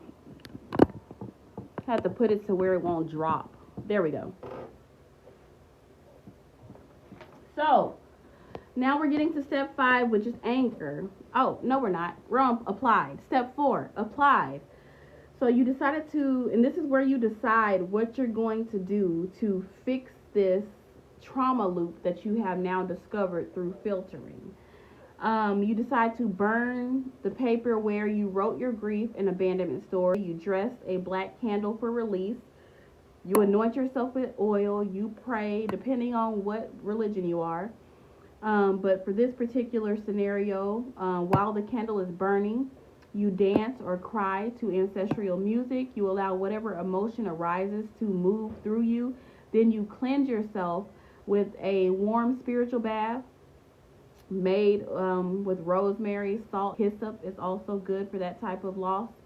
The science behind this is the ritual movement actually activates the motor cortex, moving emotion from storage in the body to release through muscle and sweat.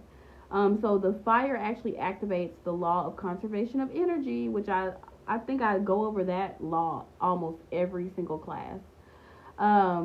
Transforming matter into heat and smoke. The bath actually triggers hydrotherapy response, calming the nervous system and releasing the tension. There are multiple spiritual laws at work when you apply the process. The law of vibration. Somebody said it in the chat already. It's dance, music, and ritual, raising your emotional frequency. The law of mentalism. Your thoughts during the ritual shape the actual experience. Law of conservation of energy. The written pain is turned into ash because you're burning it. But steal the energy, but change it.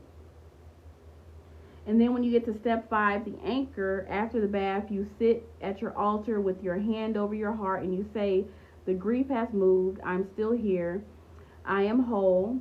You offer water and a flower to your ancestors and journal a closing entry. I have witnessed, named, filtered, and transmuted. This energy no longer defines me.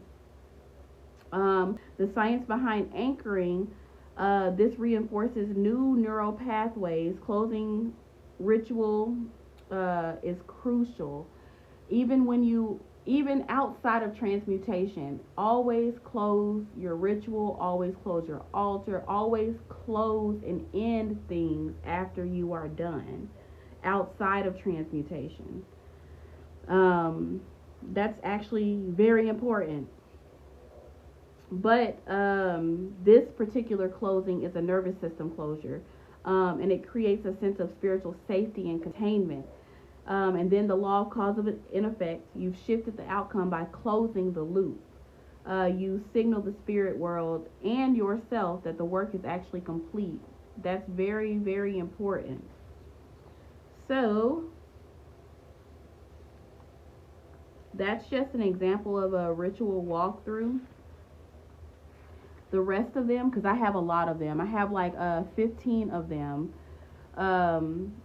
I'm not going to go over all of them. I just wanted to give y'all a look at what the walkthroughs look like, but I'm going to actually put these on my website so y'all can download them, because it's 15 pages of walkthroughs actually. Let me see. This class is actually supposed to be 3 days long, and I'm cramming it into one live.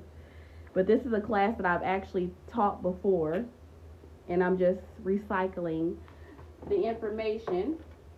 But I'm not going to be able to go over all of them because we don't have 3 days.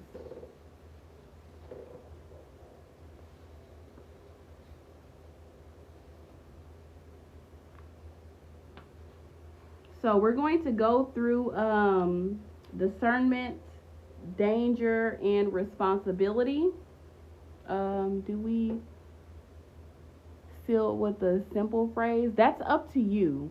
So these ritual walkthroughs, I do want to say, they are like extremely basic. They're like the skeleton of what you do, so you can kind of understand what I mean by these steps.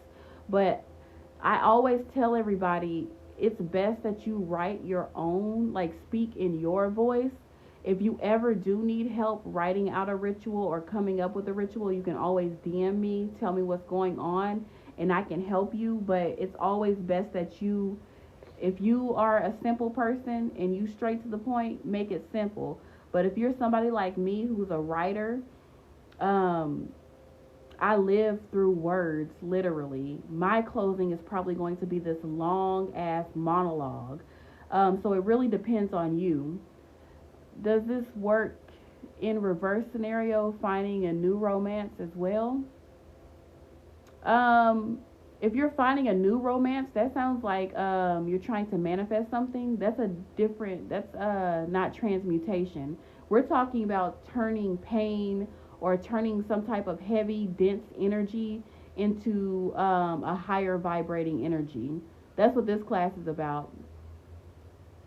So I don't know how to answer that question, because if you're looking for a romance, that's a whole nother type of magic.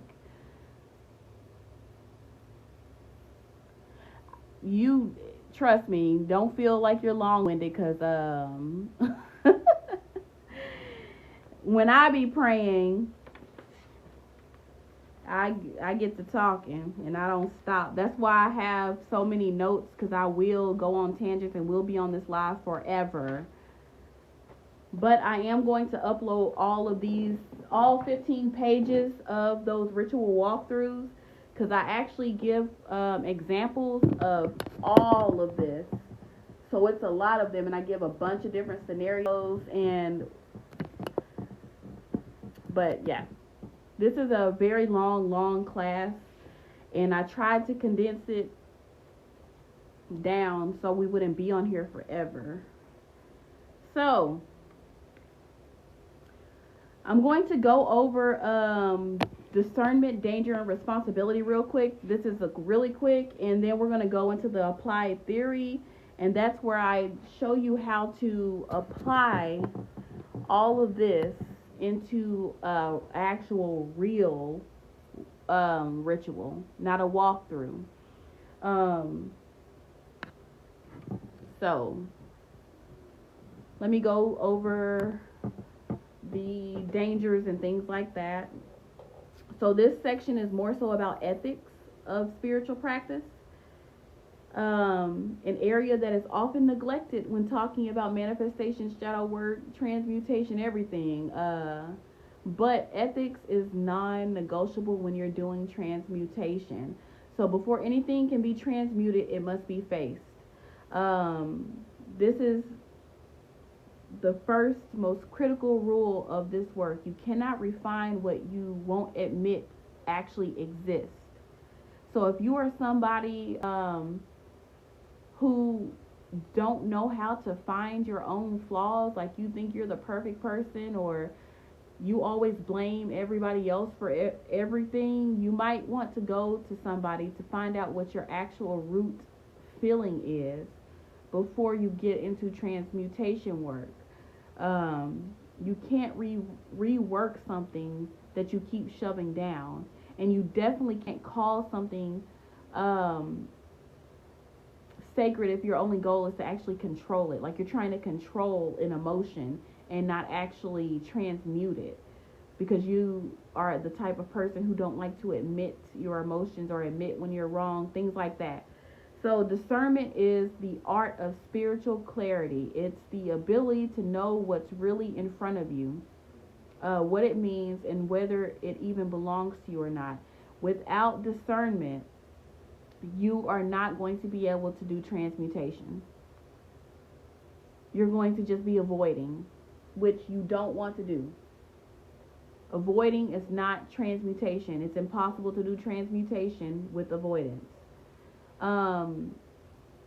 Transmutation is not like bypassing emotions. Bypassing is when you try to stay positive. You hear people say, just think of the positive. That's actually bad advice. And that's an unpopular opinion to me, to most people. Or when you say everything happens for a reason, instead of actually dealing with what happened, that's also not good advice. when you're transmuting, because sometimes some things do happen for a reason, but you're gonna have to use that discernment I told you that you have to know when to say things like that and when not to say things like that. Transmutation is not about skipping the hard parts, okay? It's about turning them into something else. You're not easing the pain, you're actually working with the pain, or you're working through the pain. If you avoid it, it's going to fester. If you say, okay, it just happened for a reason, you're not going to actually transmute that energy. You're actually letting it sit inside of you. So, but how do you know whether you're transmuting something or avoiding it? That's the main question. Hey, some of the signs are if you feel rushed to get over something or to let something go. And I do have all of this stuff on this page if you did download the information. If you're performing rituals but still feel numb, overwhelmed, or stuck, it might be that you're skipping the witnessing phase entirely. If you feel exhausted after every ritual but see no long-term shift, you might be carrying energy that isn't yours to fix. And that brings us to one of the most important parts of this class. Not every energy is your assignment. Just because you feel it doesn't mean that you're supposed to carry it. Just because you sense something is off doesn't mean that it's yours to heal. Some energies are sent, some are ancestral, some are communal, and that's when people are sending stuff your way. Some are just noise from the environment that you live in. Discernment helps you separate what belongs to you from what belongs to someone else. That is where spiritual responsibility also comes in. Energy work, especially in transmutation specifically, is not about flexing your power over your emotions or fixing everything. It's about actually listening. It's about partnership with yourself. You are in relationship with your own spirit, your own energy, and your own environment. If you try to dominate or control that relationship, if you treat your emotions like enemies instead of messages, you are more than likely going to cause more harm than healing. I'll give you an example. Someone who grew up in survival mode, which is a lot of us in the Black community, you might try to manifest peace, but by silencing all other grief. But grief is actually not an enemy. Grief is trying to tell the truth. If a person refuses to listen to grief and just piles on affirmation after affirmation on top of it, they're not actually transmuting it. They're ignoring it and they're suppressing it. And because they skipped so many steps, they didn't witness it, they didn't name it, they didn't filter it. They went straight to applying affirmations without actually knowing what is actually bothering them, if you get what I'm saying. And suppressed energy always leaks out somewhere else in the body, in your relationship, or in your thoughts. The body might get sick, the emotions might interrupt unexpectedly, the spirit might cut off or be fragmented. Or consider someone who keeps doing ritual work to clear energy from a friend, a partner, or a loved one, but never stops to ask if that energy even belongs to them. That actually happens a lot of times. Practitioners doing cleansings and cuttings for people that they love, not realizing that they're actually taking on energy burdens that were never theirs to carry in the first place. That's why you always have to filter. Ask yourself, is this mine to carry? In these cases, what's needed is not actually transmutation, but it's actually a release or a protection, because that's somebody else's energy. That's why spiritual tools like divination, ancestral consultations, prayer must go hand in hand with the work. With any serious energy work, actually, you need guidance to know what your next step should be. Discernment also includes knowing your limits. If something is too heavy to hold, you are allowed to say, this is not my work to do.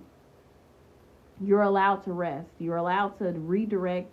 You are even allowed to put the work down entirely and ask spirit to carry it for you. That's actually wisdom. Transmutation is a powerful working, and especially when you really, really, really learn how to use it. So we're going to get into the applied theory. Did anybody have any questions?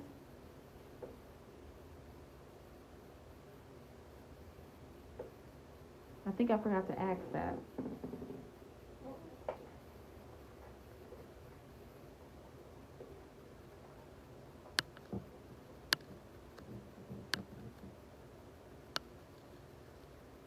Clock that. What did I miss? I think I missed something.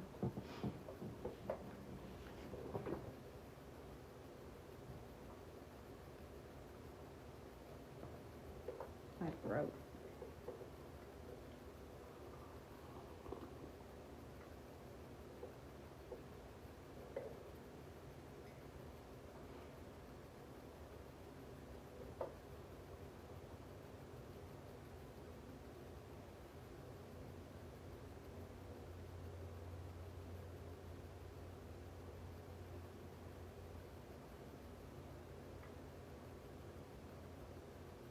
Oh, okay.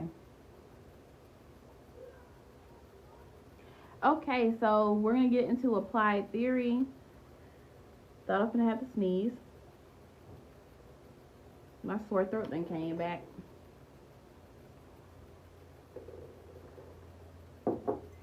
So now that we covered all the tools, elements, and the process of transmutation, I want to show you how it all comes together. Excuse me. These examples we're about to go through are basic ritual case studies, okay? So they're simple, real-world ways to apply what you've learned in the class. There are not strict instructions. These are skeletons or blueprints, so to speak. The bones of something that you can bring to life, because y'all can add things to these and turn them into actual workable rituals. So, and I'm going to post these too. It's a lot of these, so I'm not going to go over all of them. But I am going to upload these to my website. I'm going to make sure that I put them on my home screen where you can easily see them. And then I will announce on my page to let y'all know that they've been uploaded.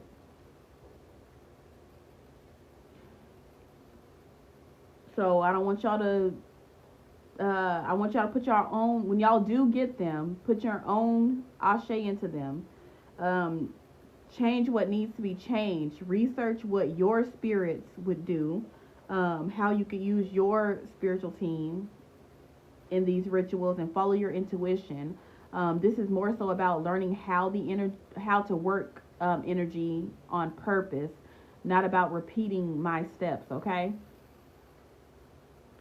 So, remember I told you that you need to be on this side of the board. Sorry. And let me unzoom this a little bit so you can see all of it. Uh-oh. I think I pushed something wrong. There we go.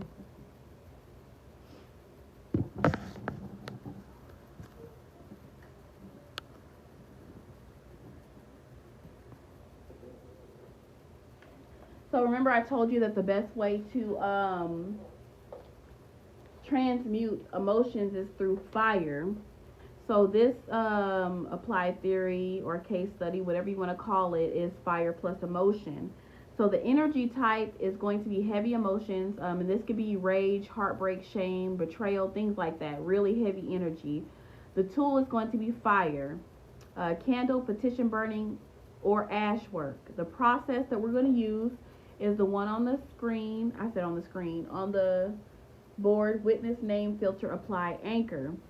And then the scenario example is a client feels consumed by betrayal after a close friend broke their trust. So when you get to the step of witnessing, which is the first step, is to sit in that feeling, not to suppress it, not to push it away, but to actually fully feel it. This means taking a quiet moment where you allow the emotion to rise. If it's rage or betrayal, let your hands shake. If it's grief, let your tears fall. Fire won't work properly if you pretend there's nothing burning inside of you, especially with betrayal. Witnessing is what actually fuels fire rituals. In Hoodoo, our ancestors didn't believe in false calm, is what you call it. Pretending like you're not angry. They didn't believe in that. They let the body speak because they knew spirit would speak through it too. This part of the process is a ritual itself, listening to your own energy. It could be through rocking. A lot of people rock when they're angry. They pace. I'm a pacer. I'll go outside and I'll walk up and down the street over and over again. Or some people talk to themselves. This shit pissing me off. This bitch about to, you let it out. That's how you witness. It's acknowledgement that you're actually angry. Then when you get to naming, and this is what you're going to do,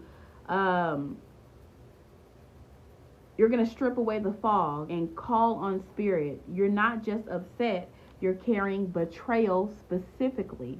You're not just sad, you're carrying abandonment specifically. Naming it is how you pull the energy out of the shadows. It helps you prevent emotional looping, but by giving shape to what you're working through. For beginners specifically, writing can actually help with naming. If you're not good with your voice or things like that, if you are a beginner, I suggest that you write it down. What am I feeling? What exactly am I feeling? What moment actually triggered it? And what memory does this remind me of? When you name something in Hoodoo, you actually claim your authority over it. That's our belief. Naming claims authority over it. And that's actually the first act of domination if you're into that type of work too, is naming it. And all of that information is on here. I can't go over everything because of how detailed this class actually is. I might go ahead and do another 3-day class with this, so look for that too. But when you get to filter, this is the most overlooked part of the process. I told y'all, most people don't do this. Just because you're feeling strong motion doesn't mean that all of it is yours. And this is where you stop and you ask if this is even mine to carry.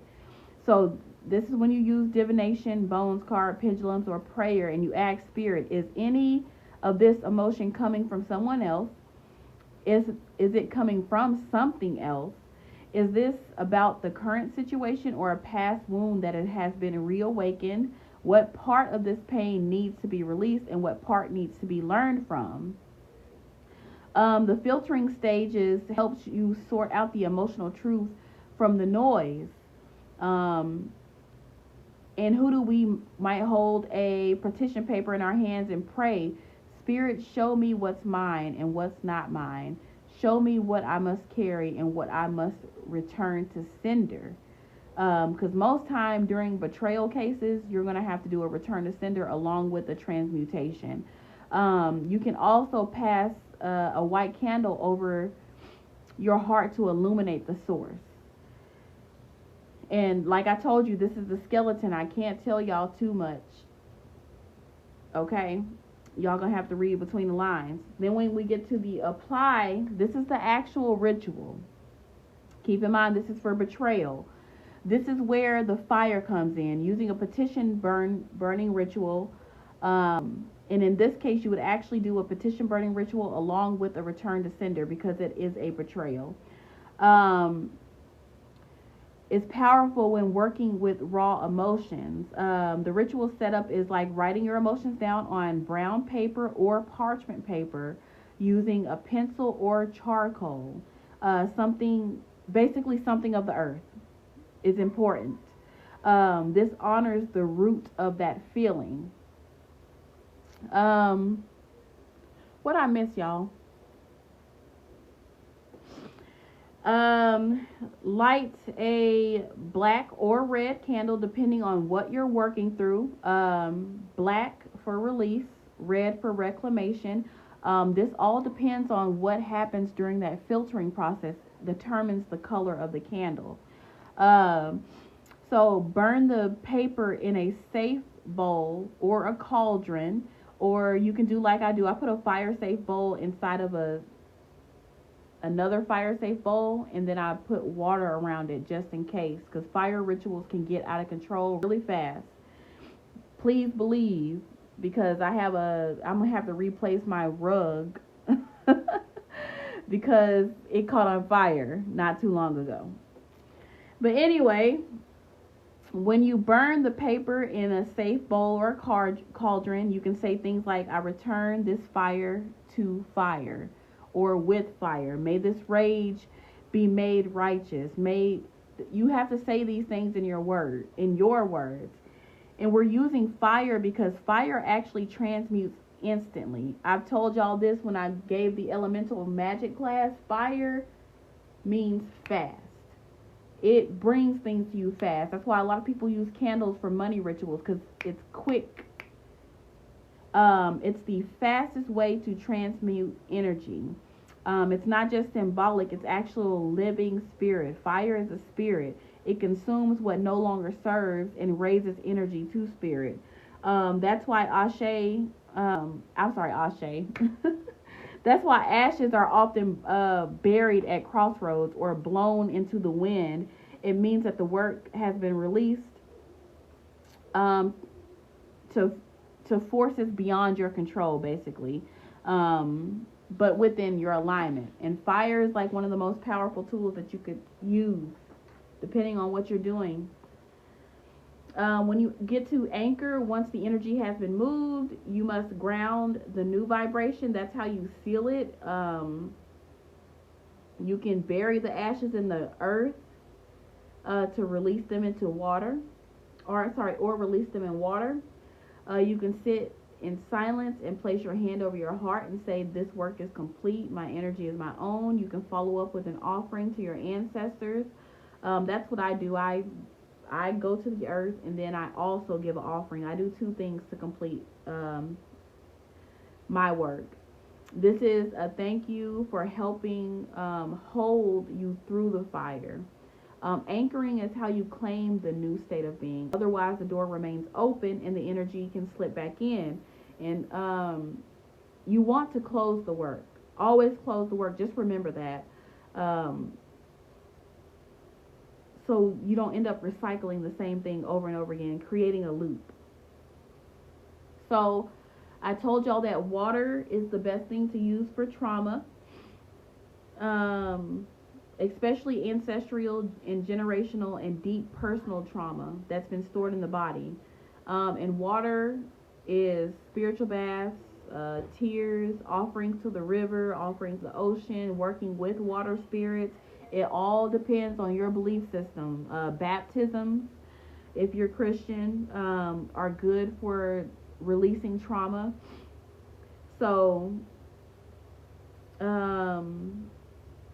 when we get to witnessing with trauma, especially the kind that's passed down through blood or culture, this particular one is going over deep generational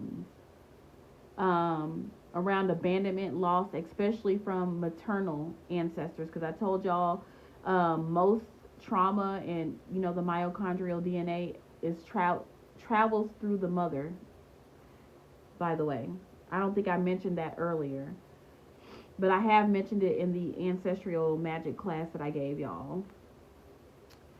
But anyway, so when you witness, especially passed down trauma, the first step is to actually notice how it's living in your body.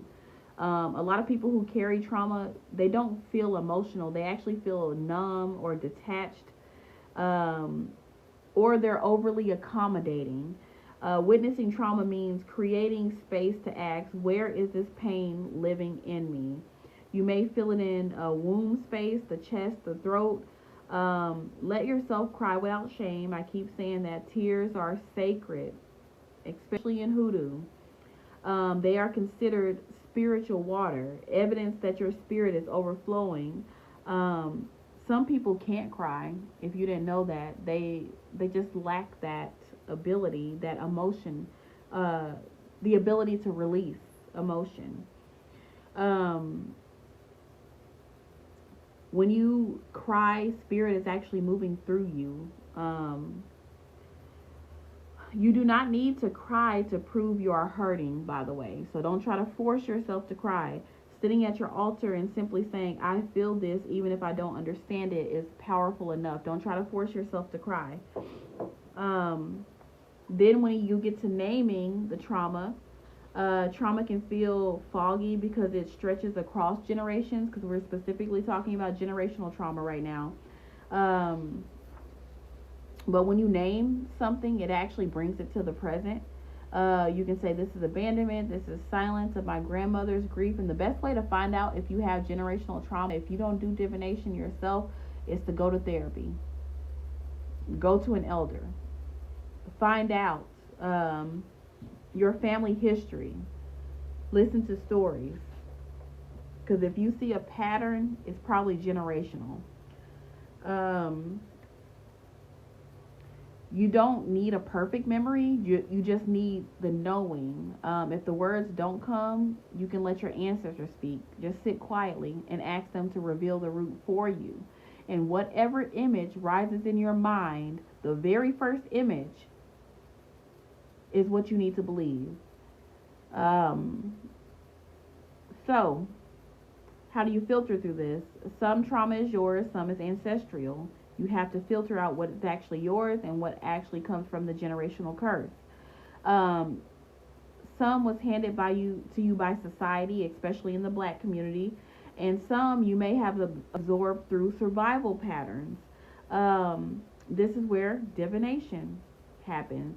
Like generational curses and things like that, you can't skip divination or some type of therapy.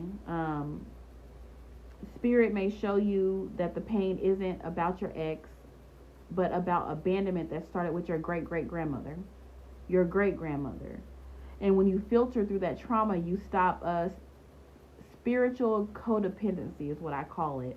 You only rework what you're assigned. And then when you get to the applying the ritual, this is where water actually does the work. A spiritual bath for trauma is not just about cleansing. It's about being held by something bigger than the pain. And so when you are you're trying to remove something from you, the best type of spiritual bath to do is the kind that you do not sit in. This is the kind that you create a tea. You boil the herbs. Add water. I'm sorry, not water, Florida water, homemade Florida water, salt, a few drops of some type of ancestral oil. Light a white candle, a blue candle, play music that resonates with your maternal line specifically, or sing to yourself. And you're going to take a regular bath first.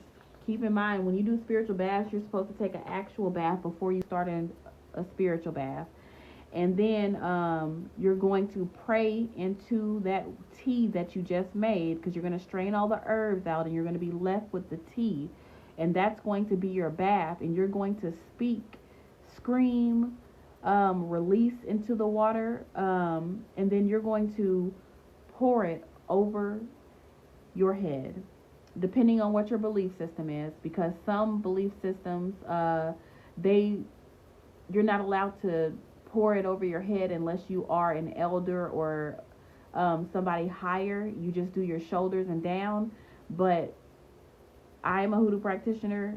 You're going to pour it over your whole head. You're going to stand in your bathtub and you're going to pour it over your whole head, and you're going to release that generational trauma. Generational curses, things like that, you're going to have to do this repeatedly until Spirit tells you it's done. This is not a one and done thing. Keep in mind, I'm going to upload all of this, and I'm skipping a lot of things. It's going to be way more detailed when y'all see when I post it. for y'all so you can really, really see what I'm trying to say. But then you're going to get to the anchor part when you rinse the bath off. So once you poured it over your head, make sure that you rinse off all of it and let the water seal you. Let the droplets be your covering. And as you dry, you're going to say, this healing is mine, this freedom is mine. You're going to say Psalms if you are a Hoodoo practitioner. Depending on if you are pagan, you are going to light a candle for whatever deities that you have. Like, you're going to seal it in. And then you're going to offer something to your maternal line, because that is where generational curses fall from.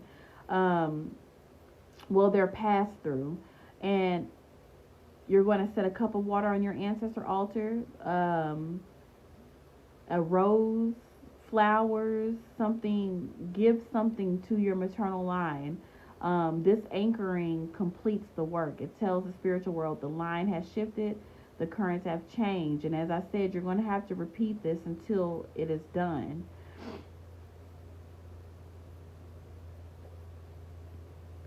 I'm going to upload this to my website. I don't think you can upload documents on here.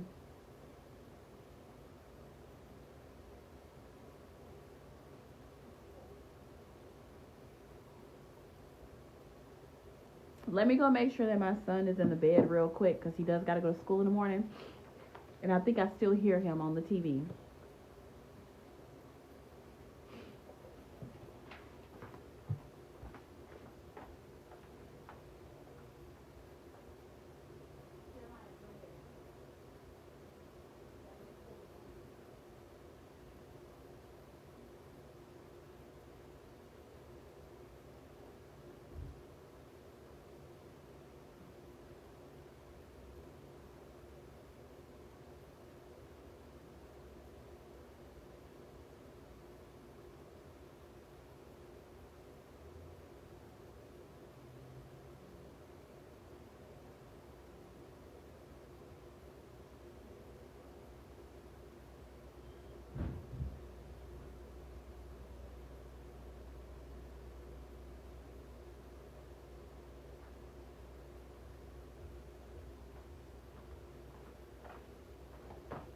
My bad. Okay. Did anybody have any questions about this? Oh, ancestral oil. Depending on your belief system, most people make it with olive oil, some type of carrier oil, tobacco, and I guess I could try not to tell too much information, but that's actually enough. And then and of course prayer and things like that, but most of the time the main ingredient is tobacco. But you make it your own. That's all I'm going to say.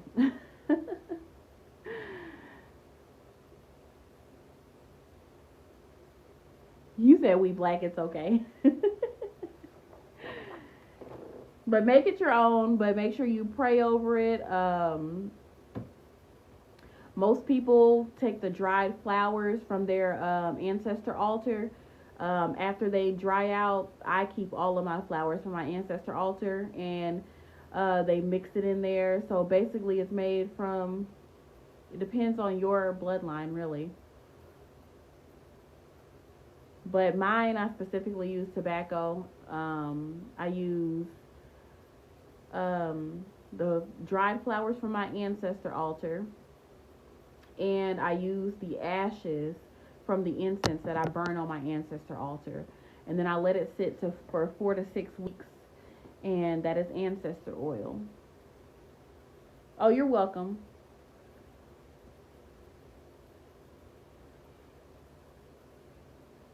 Yes, I had to take a break because I used to do the classes all of the time on Zoom, but I had to take a break. But I'm about to start them back up because I was I was doing them every week. It was too much. And then they're 3 days, 3 to 5 days. Some of them are 7 days. But I'm definitely about to do an intro. It's a Hoodoo class that I'm putting together. And that one is actually a 2-week course. That's the first one that I'm going to drop. And then the sex magic one that was requested by a lot of people, that's the second one that I'm going to drop. I'm just still building them and researching. Not the Hoodoo one, that was already done, but the sex magic one, I'm actually building it still. Because I have never actually taught that, even though I've attended courses. I've never actually taught that. So I had to start from scratch with that one. Oh, yeah, that's perfect for you. Yeah, that's going to be perfect for you, Brittany. Let me shut up. Oh, yeah. People have been asking me to do that one for a long time. And I was supposed to do it last year and I canceled it. But anyway, let's get back to the class. We're going to use earth and energy from others. So energy from others, and we're going to use earth. Yes, oh yeah, that's going to be a good class for you too, Shanti. Matter of fact, you're the one who originally requested it, and then more people asked me after you. So, this is harmful energy sent or projected from others. So this is about curses, hex, gossip, psychic attack. And we're going to use earth. And earth is usually dirt, roots, bones, herbal powders, graveyard work, crossroad work. That's what earth is. It depends on your belief system.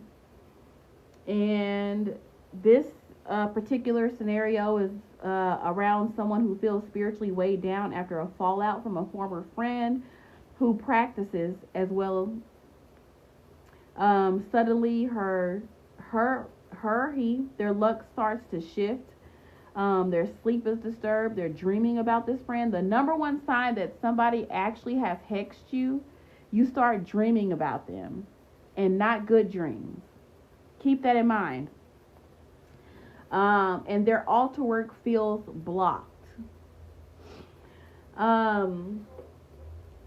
So how do you witness this?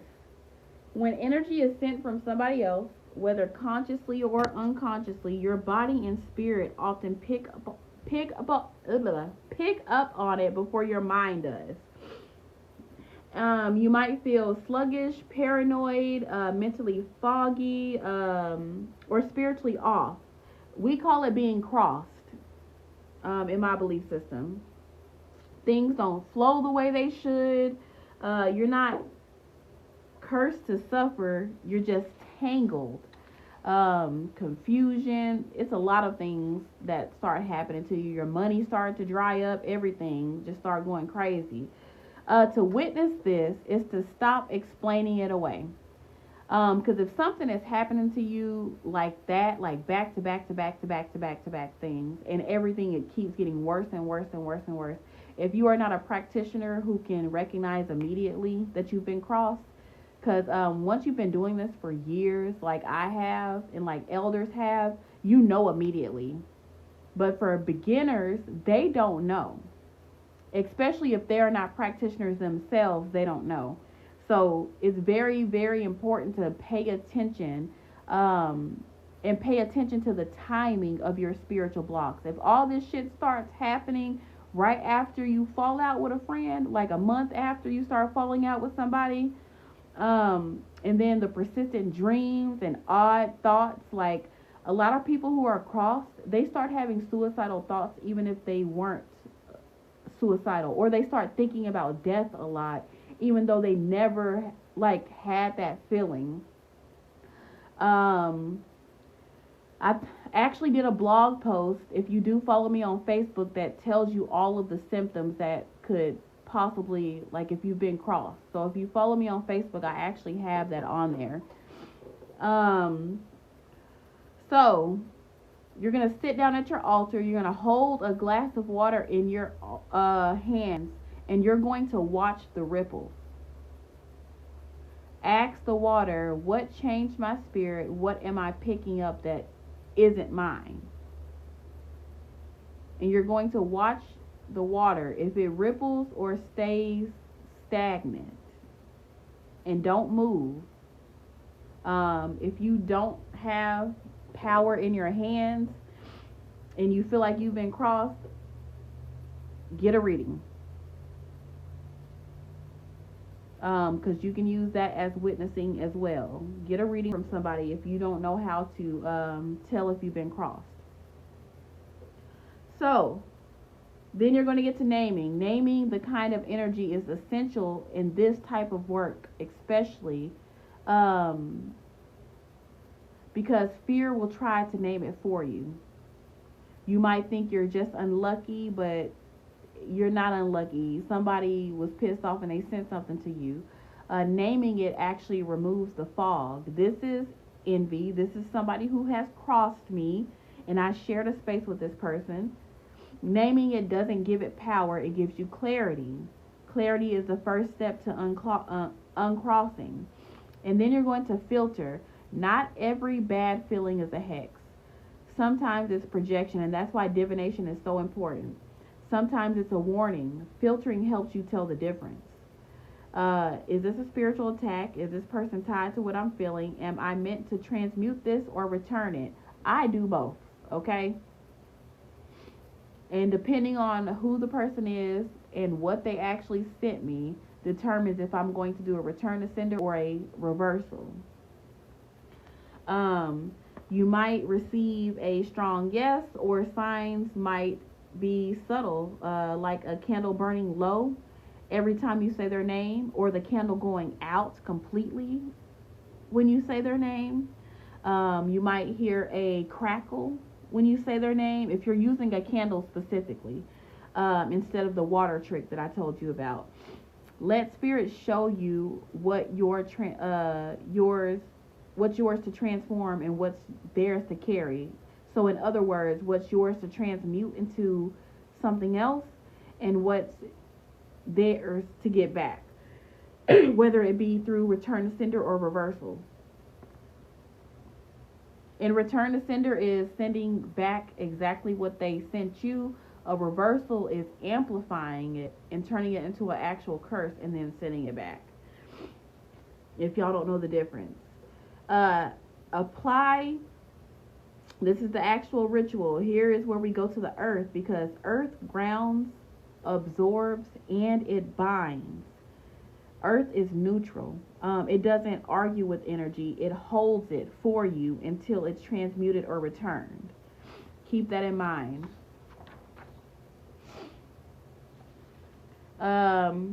Graveyard dirt with permission. Just don't go to any graveyard. Let me say this before I go on into this class. Just popping up at a graveyard is not okay. Usually, real practitioners build a relationship with a graveyard for months before they take anything from it. Especially if it's not family land, where your family is actually buried.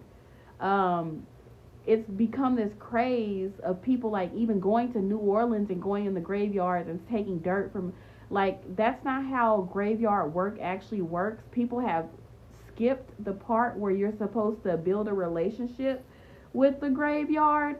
So even though I'm telling you to use graveyard dirt, make sure that you have been a practitioner for a long time and you have built a relationship with the graveyard, or you built a relationship with a particular crossroad. Every time you take dirt or anything, make sure you leave something in return, and make sure that you actually have a relationship with the spirit of that area. But anyway, so graveyard dirt, crossroad dirt, or dirt from your own front door. Or if you know where this person lives, and don't get arrested, okay? You can go to their walkway and sweep up the dirt and use that. It's called foot track dirt. But if you know where they live, you can go sweep up the dirt from their front porch or whatever. You scared of graveyards? Yes. And if you are using a graveyard that you don't know anything about, you can go to that graveyard. What do you call them? The person who oversees the graveyard. I forgot what they're called. And you can get a book from that cemetery that has all the names. Some of this one is from Little Rock, but it tells you everybody who's buried there.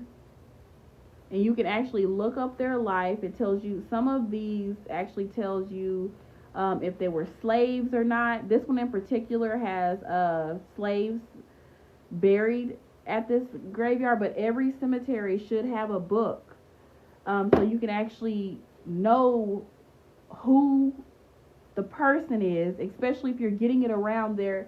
But yeah. Caretaker, yes. Find out who the caretaker is. Ask them if there are any it's called a burial index. Ask them if they have it. They usually have them. Some cemeteries make you pay for it. Some why do I keep saying overseer? Some caretakers will give it to you for free. But it'll help you build a relationship with the spirits that are actually there if you know their names. What about a graveyard you played in as a child? Oh, yeah, so that's a family graveyard. That's different. Yes, always keep your head covered. And never go out the way that you came in.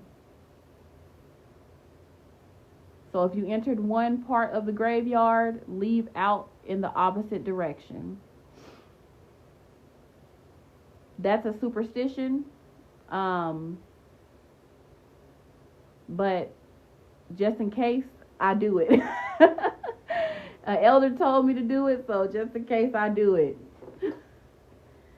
I don't need nothing following me home. And if you just don't like graveyards, if you don't like working with crossroads spirits, go to a swamp. If you have one. I'm in Arkansas, so we have stuff like that. What if there's only one entrance? I don't know any cemetery that only has one entrance.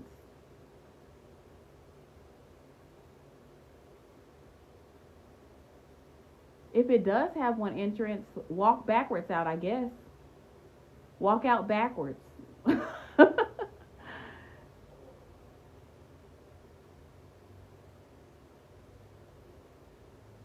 Yeah, classy lady. Just don't walk in the same way you walk. Just don't walk out the same way you walked in.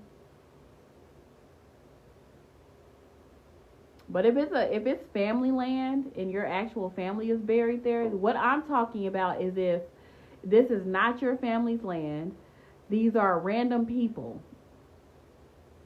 You're going to have to build a relationship. And you're going to have to watch how you enter and watch how you exit, watch what you take and how you take it. Just stay out of them. That's what I say. Every time somebody asks me about graveyard work, don't do it if you haven't been doing this for at least 10 to 15 years. Don't work in graveyards. Go to a swamp. Or any land that has stagnant water.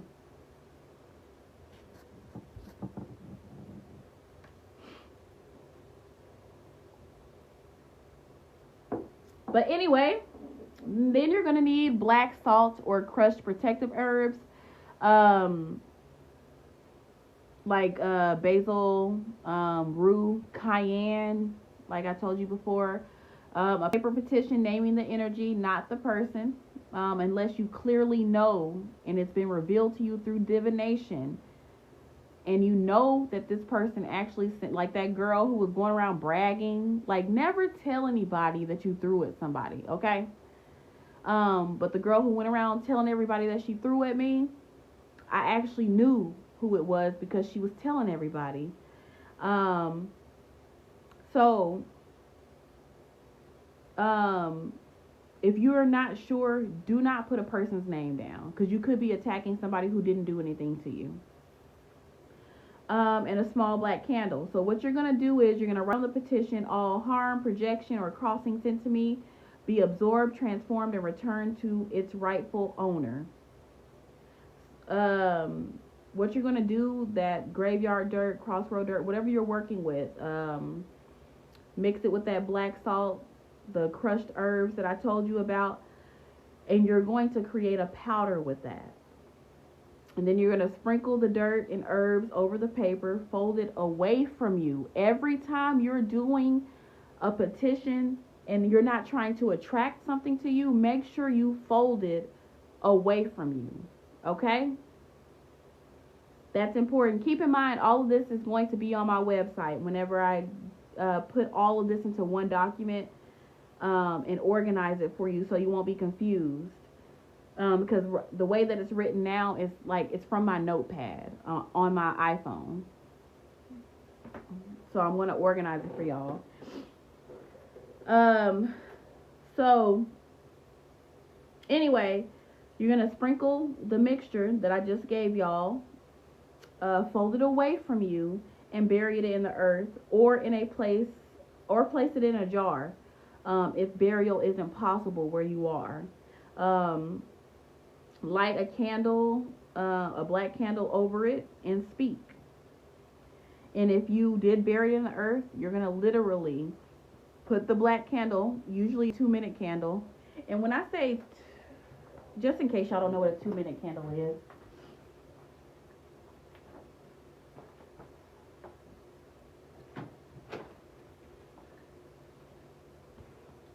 these are 2-minute candles. They burn, in 2 minutes. Okay? Y'all know the little chime candles? Yes, you can use a birthday candle too. Use whatever you have. I just have a bunch of candles because I bought all of these candles for a retreat that I was supposed to be doing with Lene. I don't think she's in the live today. And everybody canceled because it was around the time all those tornadoes were hitting. So now I have a fucking 2 shelves full of chime candles. And I have a lot of, oh, you're here, Lene. Okay. Well, I still have, basically, both of us have an overabundance of supplies because the retreat never happened because of the weather.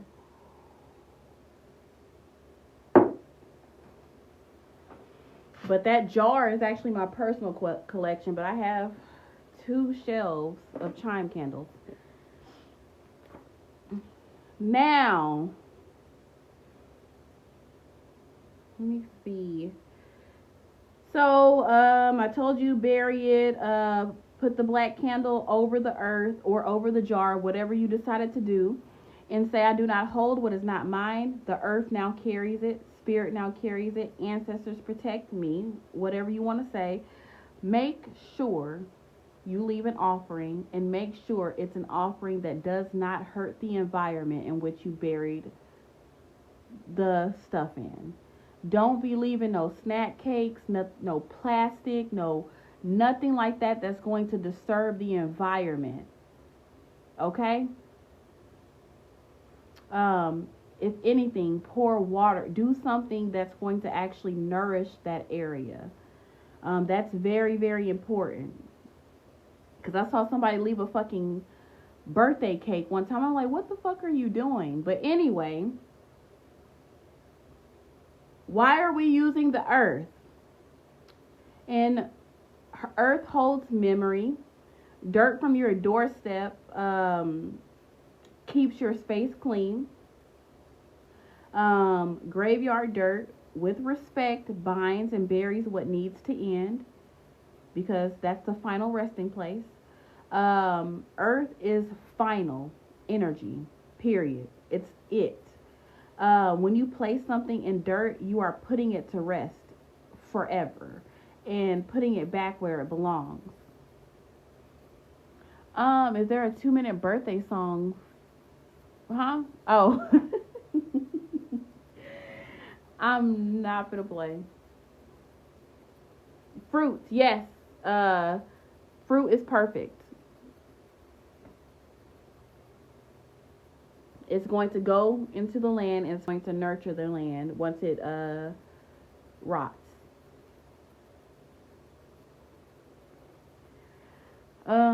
Flowers is good too, because they're going to go back into the land as well. So now you're going to anchor it.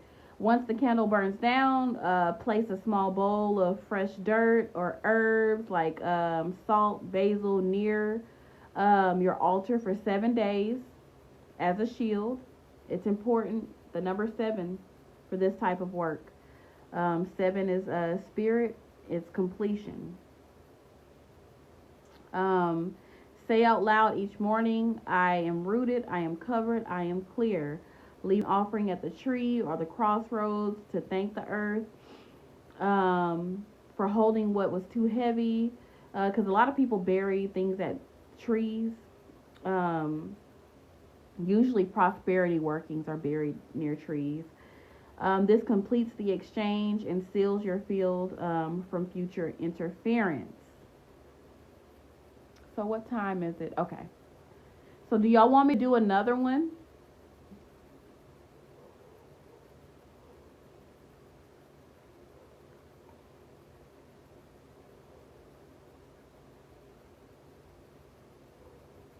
Okay. So we're going to do air and environment. So this energy type is unclear, heavy, or spiritually stagnant places. And this is like homes, rooms, even your altar. That's considered an environment as well. Land and air is breath, wind, incense, any type of smudging, prayer, and spoken word. So using your voice. The scenario for this one is somebody moves into a new house and they can't sleep. They're experiencing arguments in certain rooms or feeling constant pressure in the air despite no visible issues. They don't know why stuff just feels weird. So how do you witness this? Environments have memory. The walls remember what happened. The land holds what was left behind. The air carries words, prayer, grief, rage, residue from anyone who walked through it.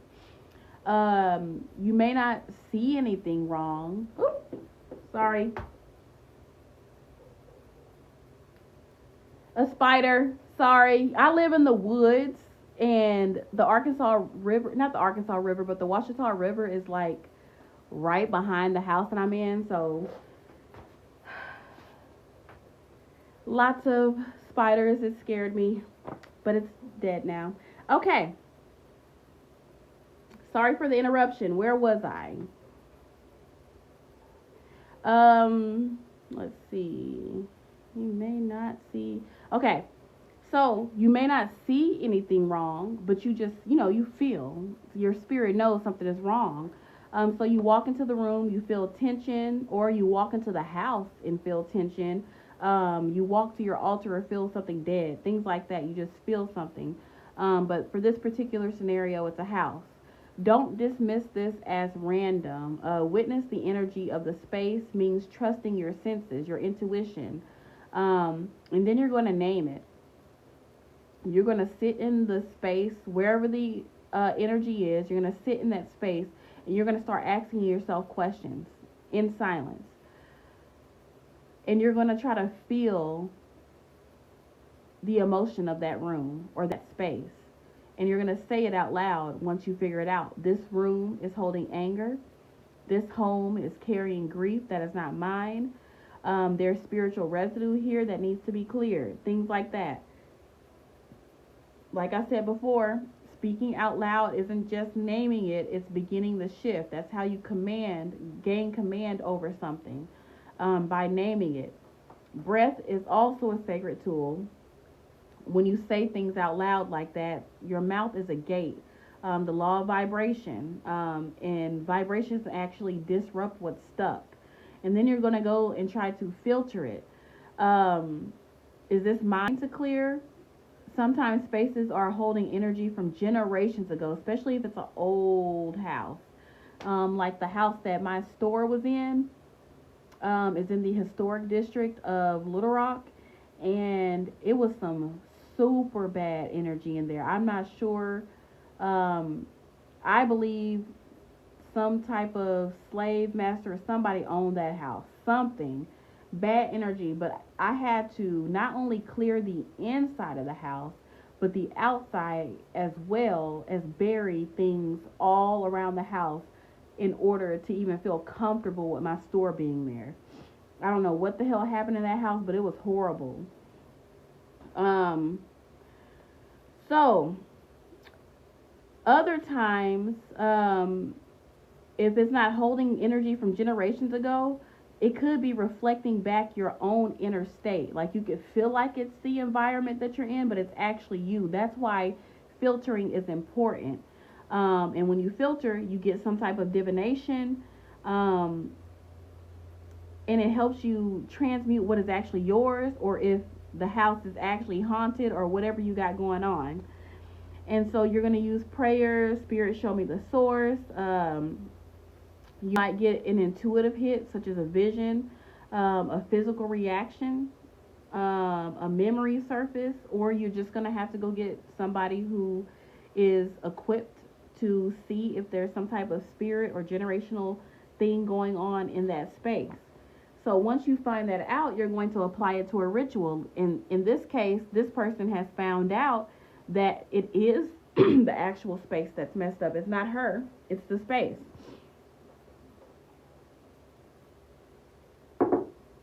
So this is when you're going to call on air, because air moves energy. It disperses what's stuck, and it really brings in a freshness. It's like it changes the whole feng shui of the entire space. So wind has been used in many traditions to blow away things, and this is your breath. Can be used. It's actually your breath, and your voice is actually the first altar that you carry. So you're going to need a fan, a feather, or your hand. You're going to need some incense, or herbs. Most of us create our own incense. Like we get the herbs that we need. Sage, frankincense, hyssop, pine is very good. And rosemary, and you can create your own incense by grinding it into a powder. And you're going to do a spoken declaration or prayer. Usually, this all depends on your belief system, because I would have a Bible out, but somebody else would probably have some other type of voice. You can do a spoken prayer.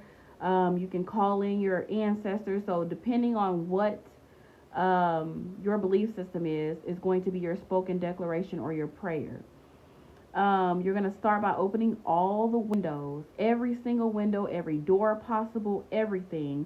And then you're going to light the incense and burn herbs in a fire-safe dish. Move through the space with the feather in hand. If you saw my tool up there, you can use that. Also, I had this made. You can use something like that, something that has feathers. Oh, you can't see my tool. Hold on, let me. Up there. That's an actual smudging wand. So you're going to need something like that to actually give the smoke direction, because you're going to need something to fan it. And feathers is the best thing to do because it actually represents air. And then you're going to guide the smoke as you speak out loud. I clear this space of all heavy, stagnant, or lingering energy. What does not belong must go. May this space be filled with peace, clarity. If you're a Hoodoo practitioner, you're probably going to be speaking in tongues, or you're going to have a Bible out. So that part depends on your belief system, what you're going to actually say. And then you're going to move in a counterclockwise direction. Keep in mind, when you are releasing something, counterclockwise. When you're sealing something in, clockwise. To reestablish order and rhythm. And you're trying to get rid of something, so you're going to move around your house in counterclockwise direction, or move around the room in counterclockwise. If you're doing the windows, make sure you're going counterclockwise.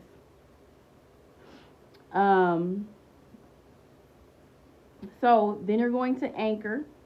After the space is cleared, speak a final blessing over the room.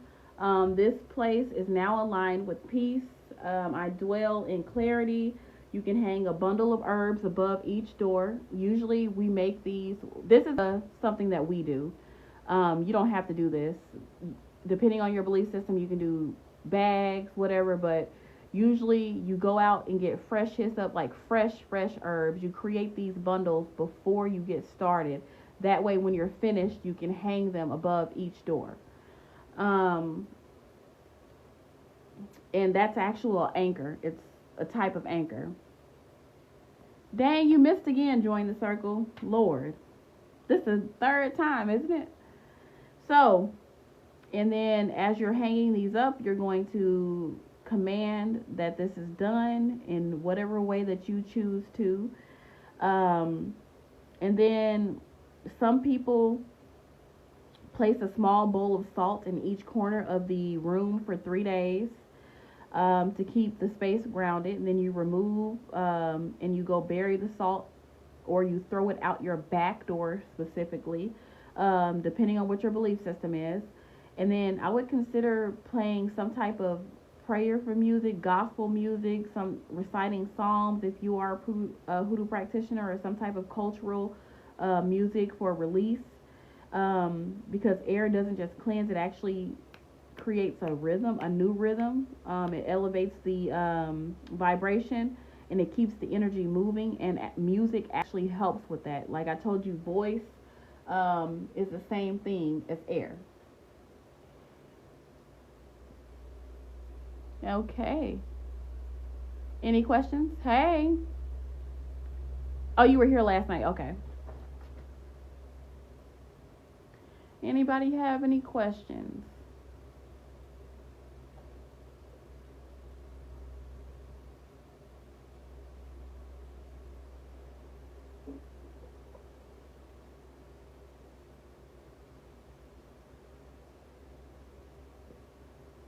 We're not up as long as I thought. It's only 10 o'clock. Why does it feel like it's 12 a.m.? It's probably because I'm sick. I'm just now realizing it's only 10 o'clock. We're actually making good time. How did I find out that our voices and breath are our altars? I just know.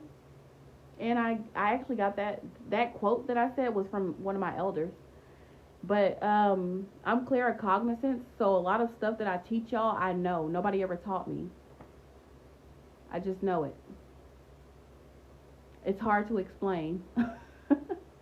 Like, if you ever read the book series Conversations with God, it's similar to that. I can sit down and I can write down a question and I answer myself. And then I'll go research what I answered, and it'd be real. So that's how I found out I was claircognizant. I just know stuff. Yes, exactly. What's the difference between cemetery and graveyard? I didn't know that there was a difference.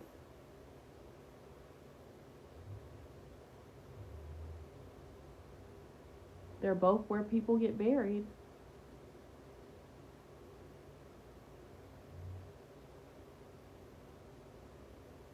And if you have not read the Conversations with God series, you definitely should. I read it when I was a teenager. And it definitely steered me towards the direction that I am in life now. It gives you a whole nother way of looking at what God actually is.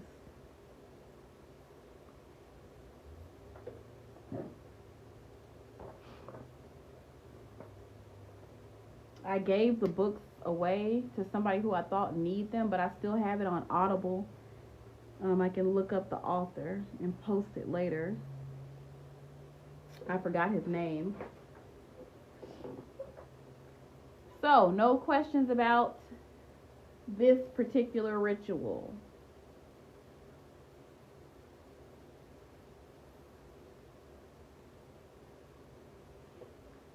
If not, we're going to move into voice next, because I think I'll do one of each of these. I'll do one for voice, one for movement, one for writing, and one for divination. That way y'all have a neem instead of hyssop. Yes, I use neem for a lot of clearing, actually.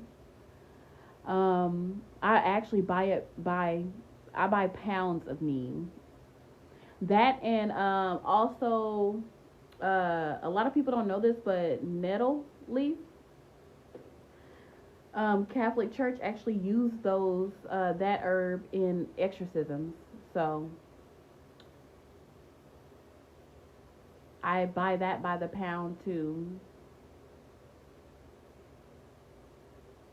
I get hired to do a lot of home cleansings. A lot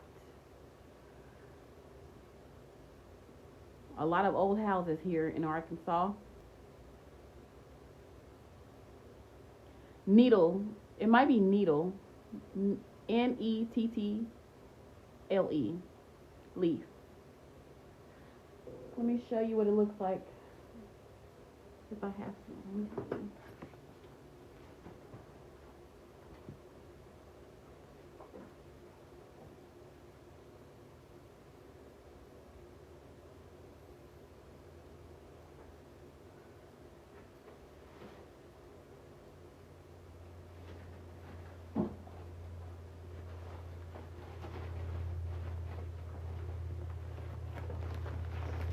It looks like this. Uh-oh.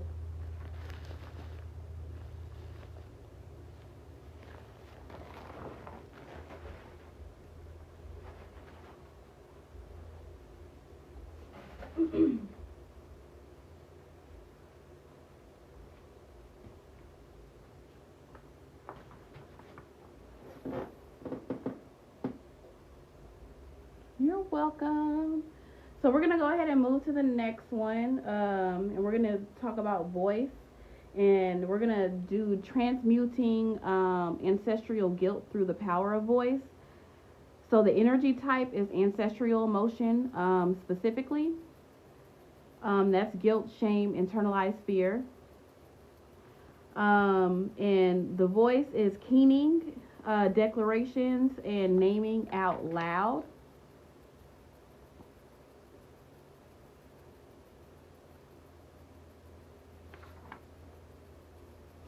So, I think I skipped over that one. Okay. So how do you witness this? You start to notice a heaviness that surfaces whenever you speak up for yourself. It feels older than just self-doubt. It's a fear that your voice is dangerous. Through reflection and spiritual practice, you realize this fear comes from a long ancestral line where speaking up was punished. And I picked this one specifically because this is something the African American community goes through a lot. So this fear comes from a long ancestral line where speaking up was punished, where silence was survival.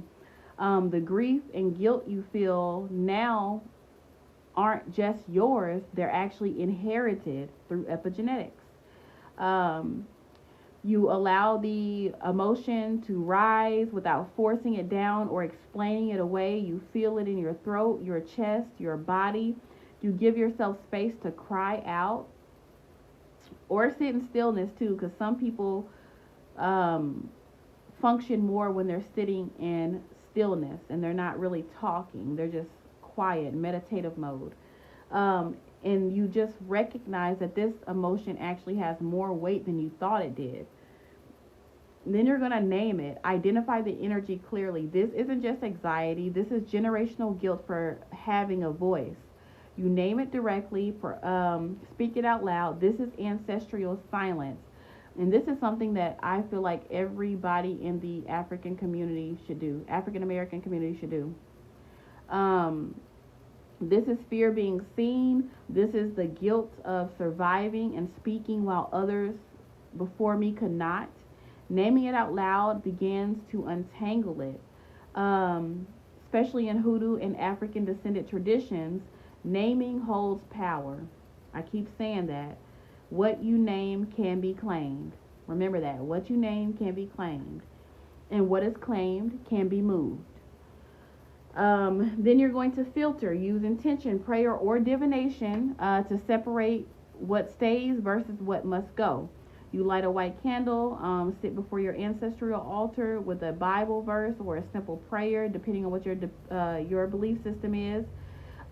Which part of this silence is protective and which part of this silence is oppressive? Because sometimes silence is the smart move.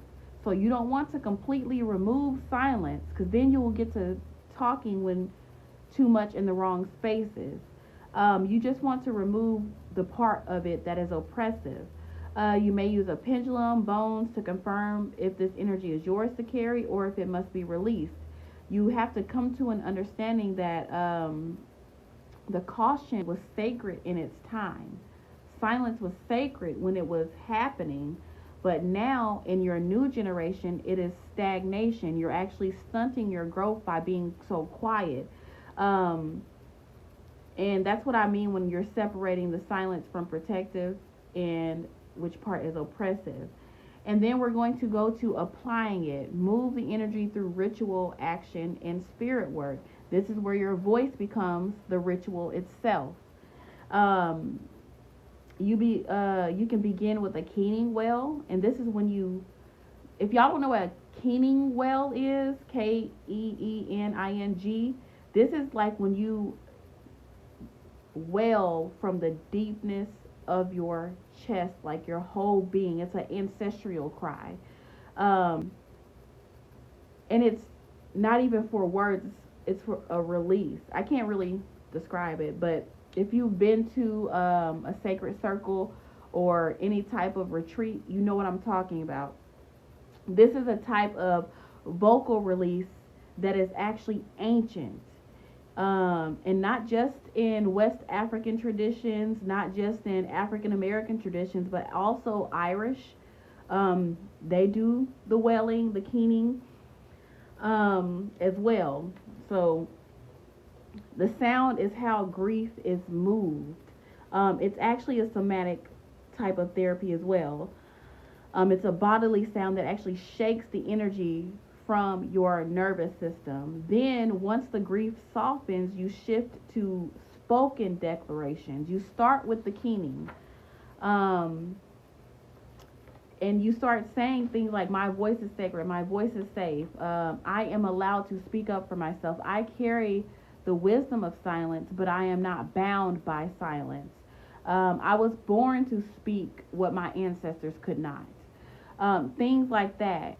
And you may also write down these declarations and speak them daily after at least 7 days, 3 to 7 days, to reinforce that energy. Repetition rewires belief. Remember, I told you about neuroplasticity. You're going to rewire your brain and create new neural pathways for this.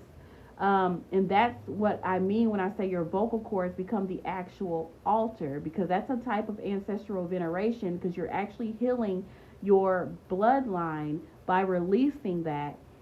Because at one point, the ancestors in your bloodline could not speak, they could not wail, they had to endure everything in silence.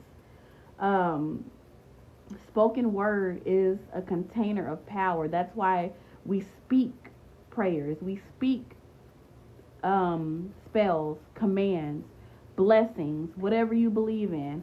The voice activates the energy, and you're using your voice to cut the ties that silence, cut the ties of the silence that's tied around your lineage. And then you're going to anchor this by sealing and grounding a new vibration through offering, prayer, or reflection, depending on your belief system. So you're going to seal this.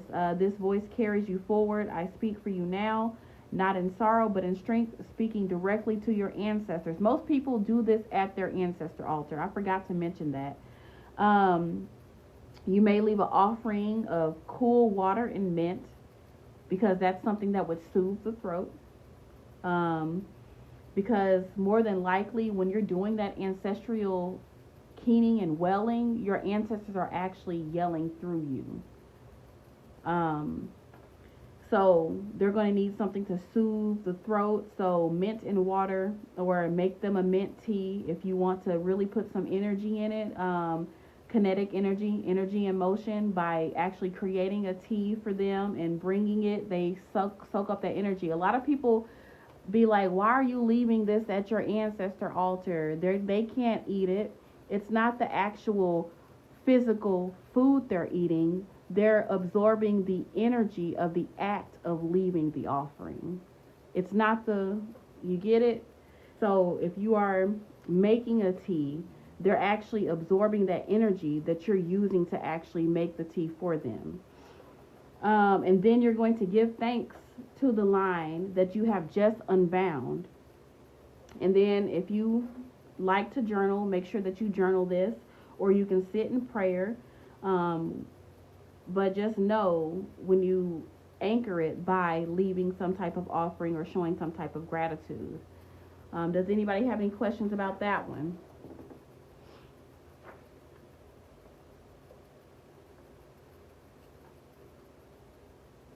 Yes, wailing, yes.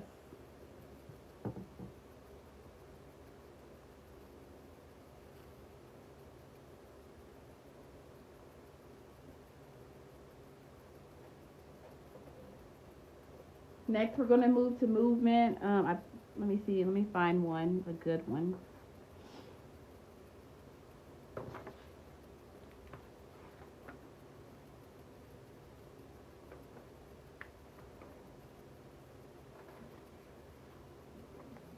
Okay.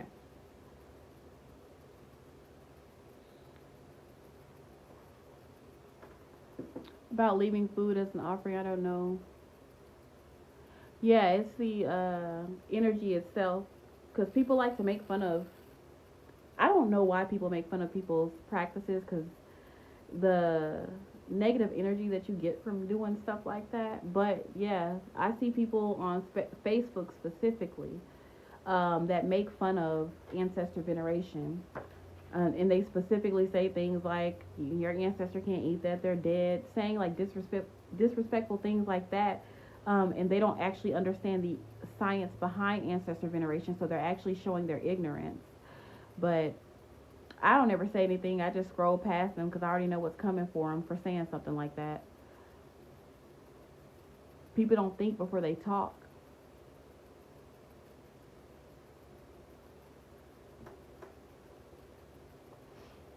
So we're going to move into transmuting stagnant grief through movement.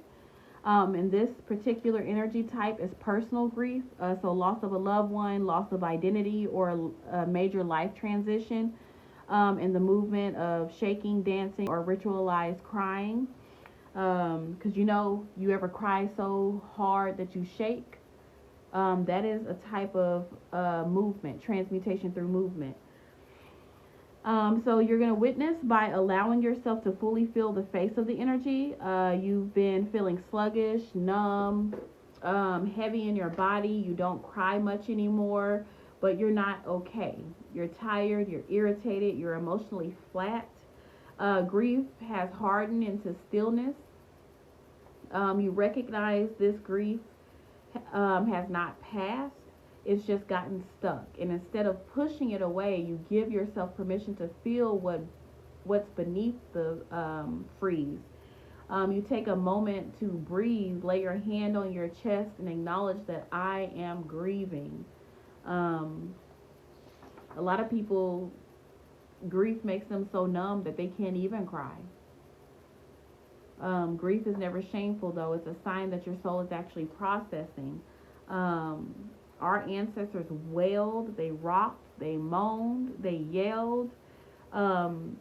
You have to allow those instincts to return to you because, like I said, our ancestors were forced to be silent, even if their child was just taken from them. Somebody's life was just taken in front of them. They couldn't do anything but sit in silence, or they would be next. So we're going to have to get back to having that emotion and really in our community showing that emotion is not something to be ashamed of. And we can do that through movement. And that's why I created this particular case study or applied theory, whatever you want to call it. So how do you name this? Identify the energy clearly. This is not laziness. This is not depression. This is grief. You name it with clarity. This is sorrow of what I've lost. This is the ache of trying to keep going when everything in me is asking for rest. This is mourning. In Hoodoo, clear naming is crucial. I keep telling y'all that. Naming it is important. But then you get to filtering. Before moving into the ritual, you say a prayer. Spirit, show me what part of this grief still needs to be held and what part is ready to be moved. If you don't want to do it through prayer, you can use any type of divination system, bibliomancy, pendulums, bones, simply intuitive guidance. No. Okay. Sorry, somebody was trying to join the live. And to see if the timing is right. Sometimes part of the grief must stay to teach you, but the stagnant part, so you have to be, when you're dealing with grief, timing is important because grief, like feeling grief, is sometimes needed in order for you to learn from it.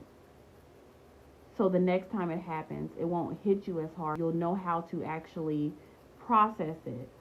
So, but the stagnant part, the part that's blocking your body from breathing, blocking you from crying, that's the part that you want to transmute. And then that's when you get to the applied part. You prepare a clearing space, a private room, a backyard, wherever you can move safely and freely. Start with grounding practice. Stomp your feet slowly. Feel the earth. I do it barefoot. Make sure you're barefoot, especially if you're outside. Then begin shaking all of your limbs. Even, I don't care how crazy you think it might feel. Your hands, your shoulders, your hips. Letting your body move in instinctual waves.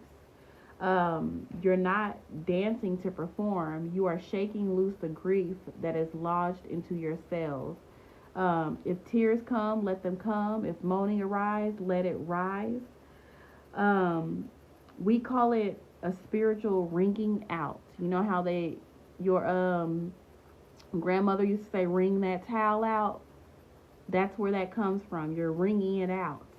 A practice of moving that what prayer cannot always reach with words. Then when you feel the shift, play a song that lifts you. Not suppress the emotion, but to honor your survival. I don't want you to play something that makes you feel worse, basically. You need something uplifting. Let your body move freely. This movement actually becomes the altar, and this is when your ashe is actually in motion, and this is when you start to dance. Movement is the perfect thing to heal sadness or grief. Our ancestors actually used to use dance as a treatment for depression. But grief lives in the body, and scientific studies show that trauma and emotion can actually go into your nervous system and your muscle memory. So shaking and spontaneous movement are actually forms of somatic release. And then you're going to go into anchoring, seal and ground yourself basically. So you're going to close the ritual by sitting or laying still, palms facing upward, and you're going to breathe. And you can speak softly to yourself if you want to. I honor my grief. I have moved with it. I have not abandoned it. Remember, I told you don't ever suppress or avoid it. So you're not actually avoiding the grief. You're honoring it, and you're actually using it to move on. I have carried it forward in love. You may pour a small libation or place a bowl of salt near your door. Once you have left it there for 3 to 7 days, you could toss it out your back door or bury it. Whatever your belief system is how you're going to anchor it. Just make sure you close it out. Any questions?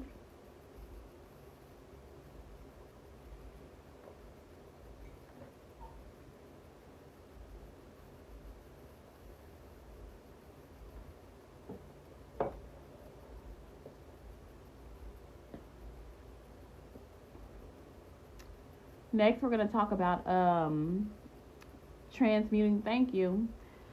Transmuting mental looping. That's when you start doubting, and it actually becomes a loop. You continue to doubt.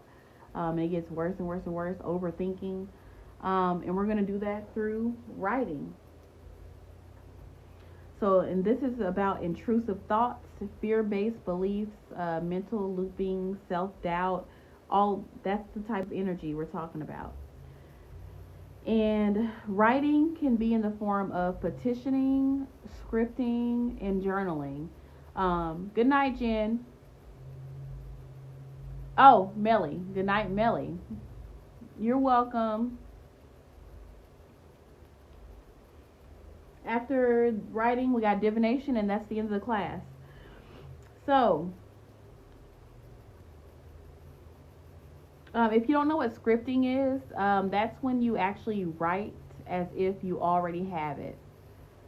It's a form of manifestation. So, because I think somebody asked in the chat earlier what scripting was, and I forgot to answer you. So, how do you witness this? You've been replaying the same thoughts over and over. I'm not good enough. I can't do this. Something bad is about to happen. No matter how many positive quotes you see or how many affirmations you repeat, the fear still creeps in, especially at night, in still moments. And you finally admit that you're spiraling mentally. This isn't just a bad mood, it's a cycle, a loop. You pause, you breathe, you say out loud, I'm not crazy, I'm overwhelmed, and my mind is reaching for safety.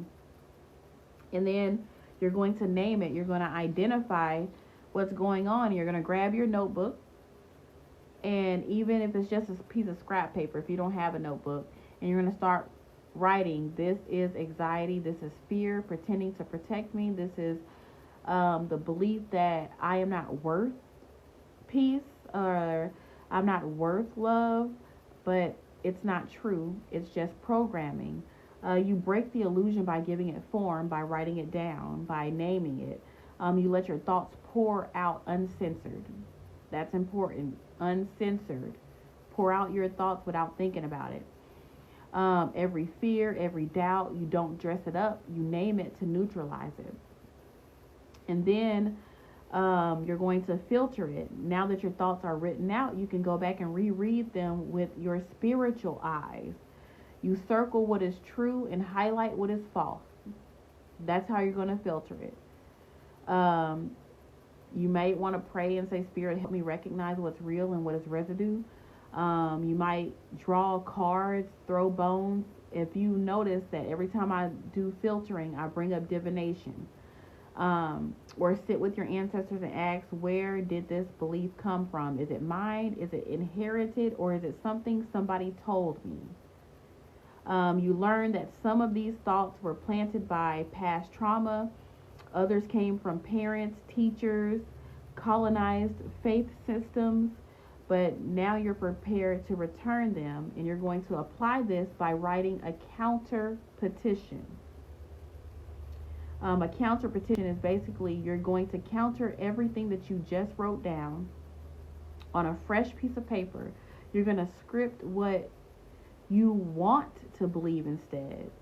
I am safe now. I am capable. I am worthy of love. I am worthy of peace. I know how to return to myself. I release fear and I claim peace. You're going to read that out loud, not like a robot, but like somebody who is commanding. You're going to use your commanding voice. And then you're going to place both pages, your doubt and your affirmation, side by side. One reveal what was, and the other one is what will be. And then you're going to burn the first page, your looping thoughts, and bury the ashes in a potted plant or outside in the earth. And then you're going to fold the second page to you. You're going to fold it inward, and you're going to place it on your altar or under your pillow or inside of your journal for 3 to 7 days, or you can keep it forever. Writing actually organizes your energy, and according to cognitive behavioral therapy that I told y'all about earlier, journaling is actually proven to help people externalize distorted thinking and see things clearly. In spiritual work, writing becomes a container. It turns invisible chaos into a legible spirit. And that's why we use a lot of petitions in our work, and why scribbling names or our desires have been part of root work for a very long time. It brings the energy into form so it can actually be handled. And then you're going to anchor this. Like I said, you always have to close out everything. You're going to place your hand over the counter petition that you have buried. And some people light a candle on top of it. And you're going to say, I accept this truth. I claim this belief. This is the counter petition, not the one that you burned. I meant to say not the one that you buried too. I claim this belief just in my mind, in my whatever, however you speak. You light a white candle or an ancestor candle as a witness. When I say an ancestor candle, that means going to your ancestor altar and actually inviting them in. You may anoint your head with oil, touch your feet to the ground, say a final prayer, but just make sure you close it out with gratitude, give some type of offering, however you do it in your belief system. Does anybody have any questions about that one?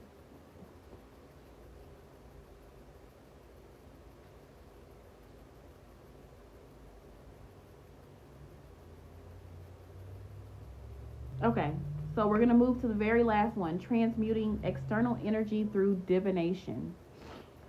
The energy type for this one, I'm going to do energy from other people. So this is like a spiritual attack. You need some type of protection. Somebody's throwing envy at you or hexing you or something like that. The tool is going to be divination. To name the energy, to confirm its source, and to guide you to the next step. So you're going to witness it because you're going to start feeling off. Like I said before in the earlier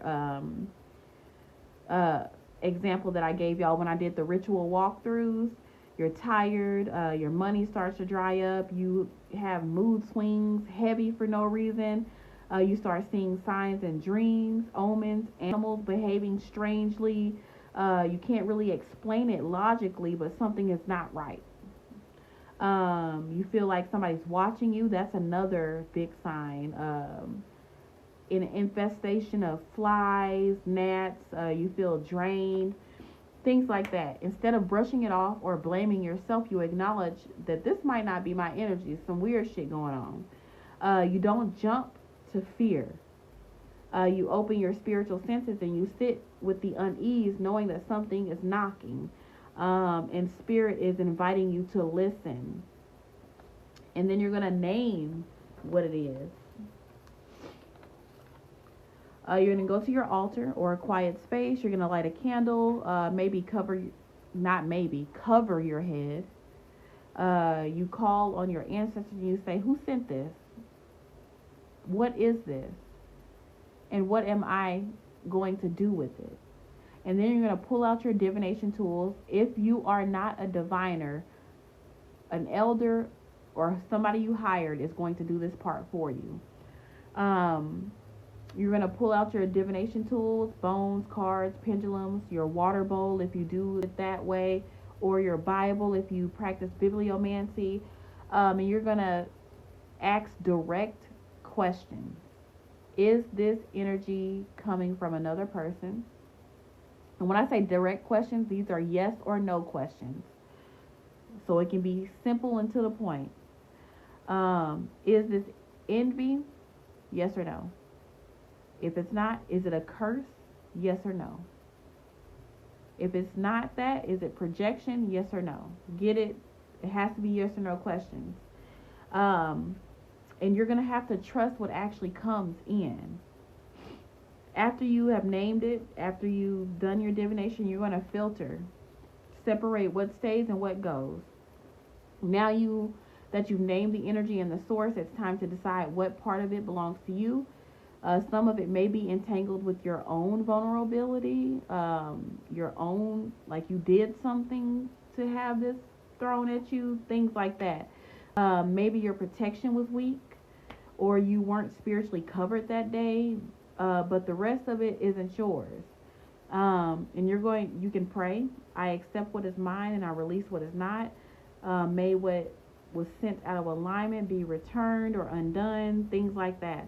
In some cases, the reading may show you that you shouldn't rework the energy because it might be yours to carry. It might not be your assignment to send it back because you did something that you weren't supposed to do. That's why filtering is important. Not all energy should be transmuted. Sometimes you have to learn from your own actions. So, in this case, somebody did send something to you. So what are you going to apply? Depending on what the divination reveals, there could be multiple ritual paths for this. That's why ritual work is very situational. So it depends on the situation what you're going to actually do. If the energy can be transmuted, you might wash your body with herbs. And keep in mind, when stuff like this happens, you're going to do this stuff more than one time. Wash your body with herbs, hyssop, rosemary, pray over the attacker, light your candle, whatever your belief system is.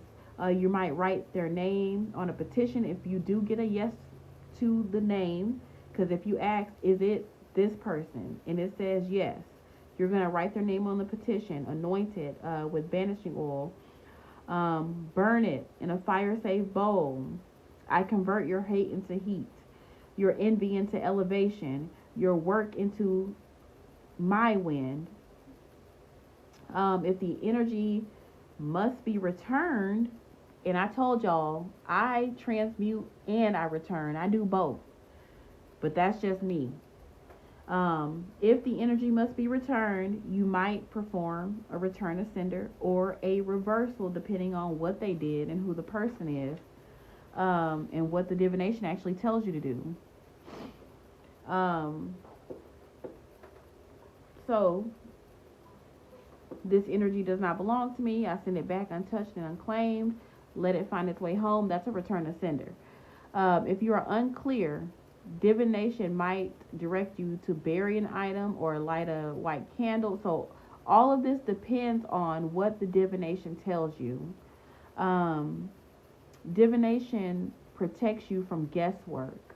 Spirit work is not a fantasy. It's all about communication, especially if you are a spiritualist and you practice spiritualism. Divination helps you access risk, ask permission, and get clarity. It helps you move from an emotional reaction and actually execute in alignment. Um, so anybody, oh, Anchor. Forgot to tell you about Anchor. After the work is done, you always seal the space, especially if you had to do a return or a reversal. You might pour out the water through the back door. Um, you might pour libations to a spirit. You might leave a small offering outside. You speak the work is complete. I'm covered. It all depends on your belief system. You may also cleanse your tools with smoke, salt, and say a prayer. Especially if you did a return in reversal, you need to cleanse the entire space that you did it in. And that's why I do that type of work outside. I don't do any type of return, reversal, none of that in my house, ever. Always outside.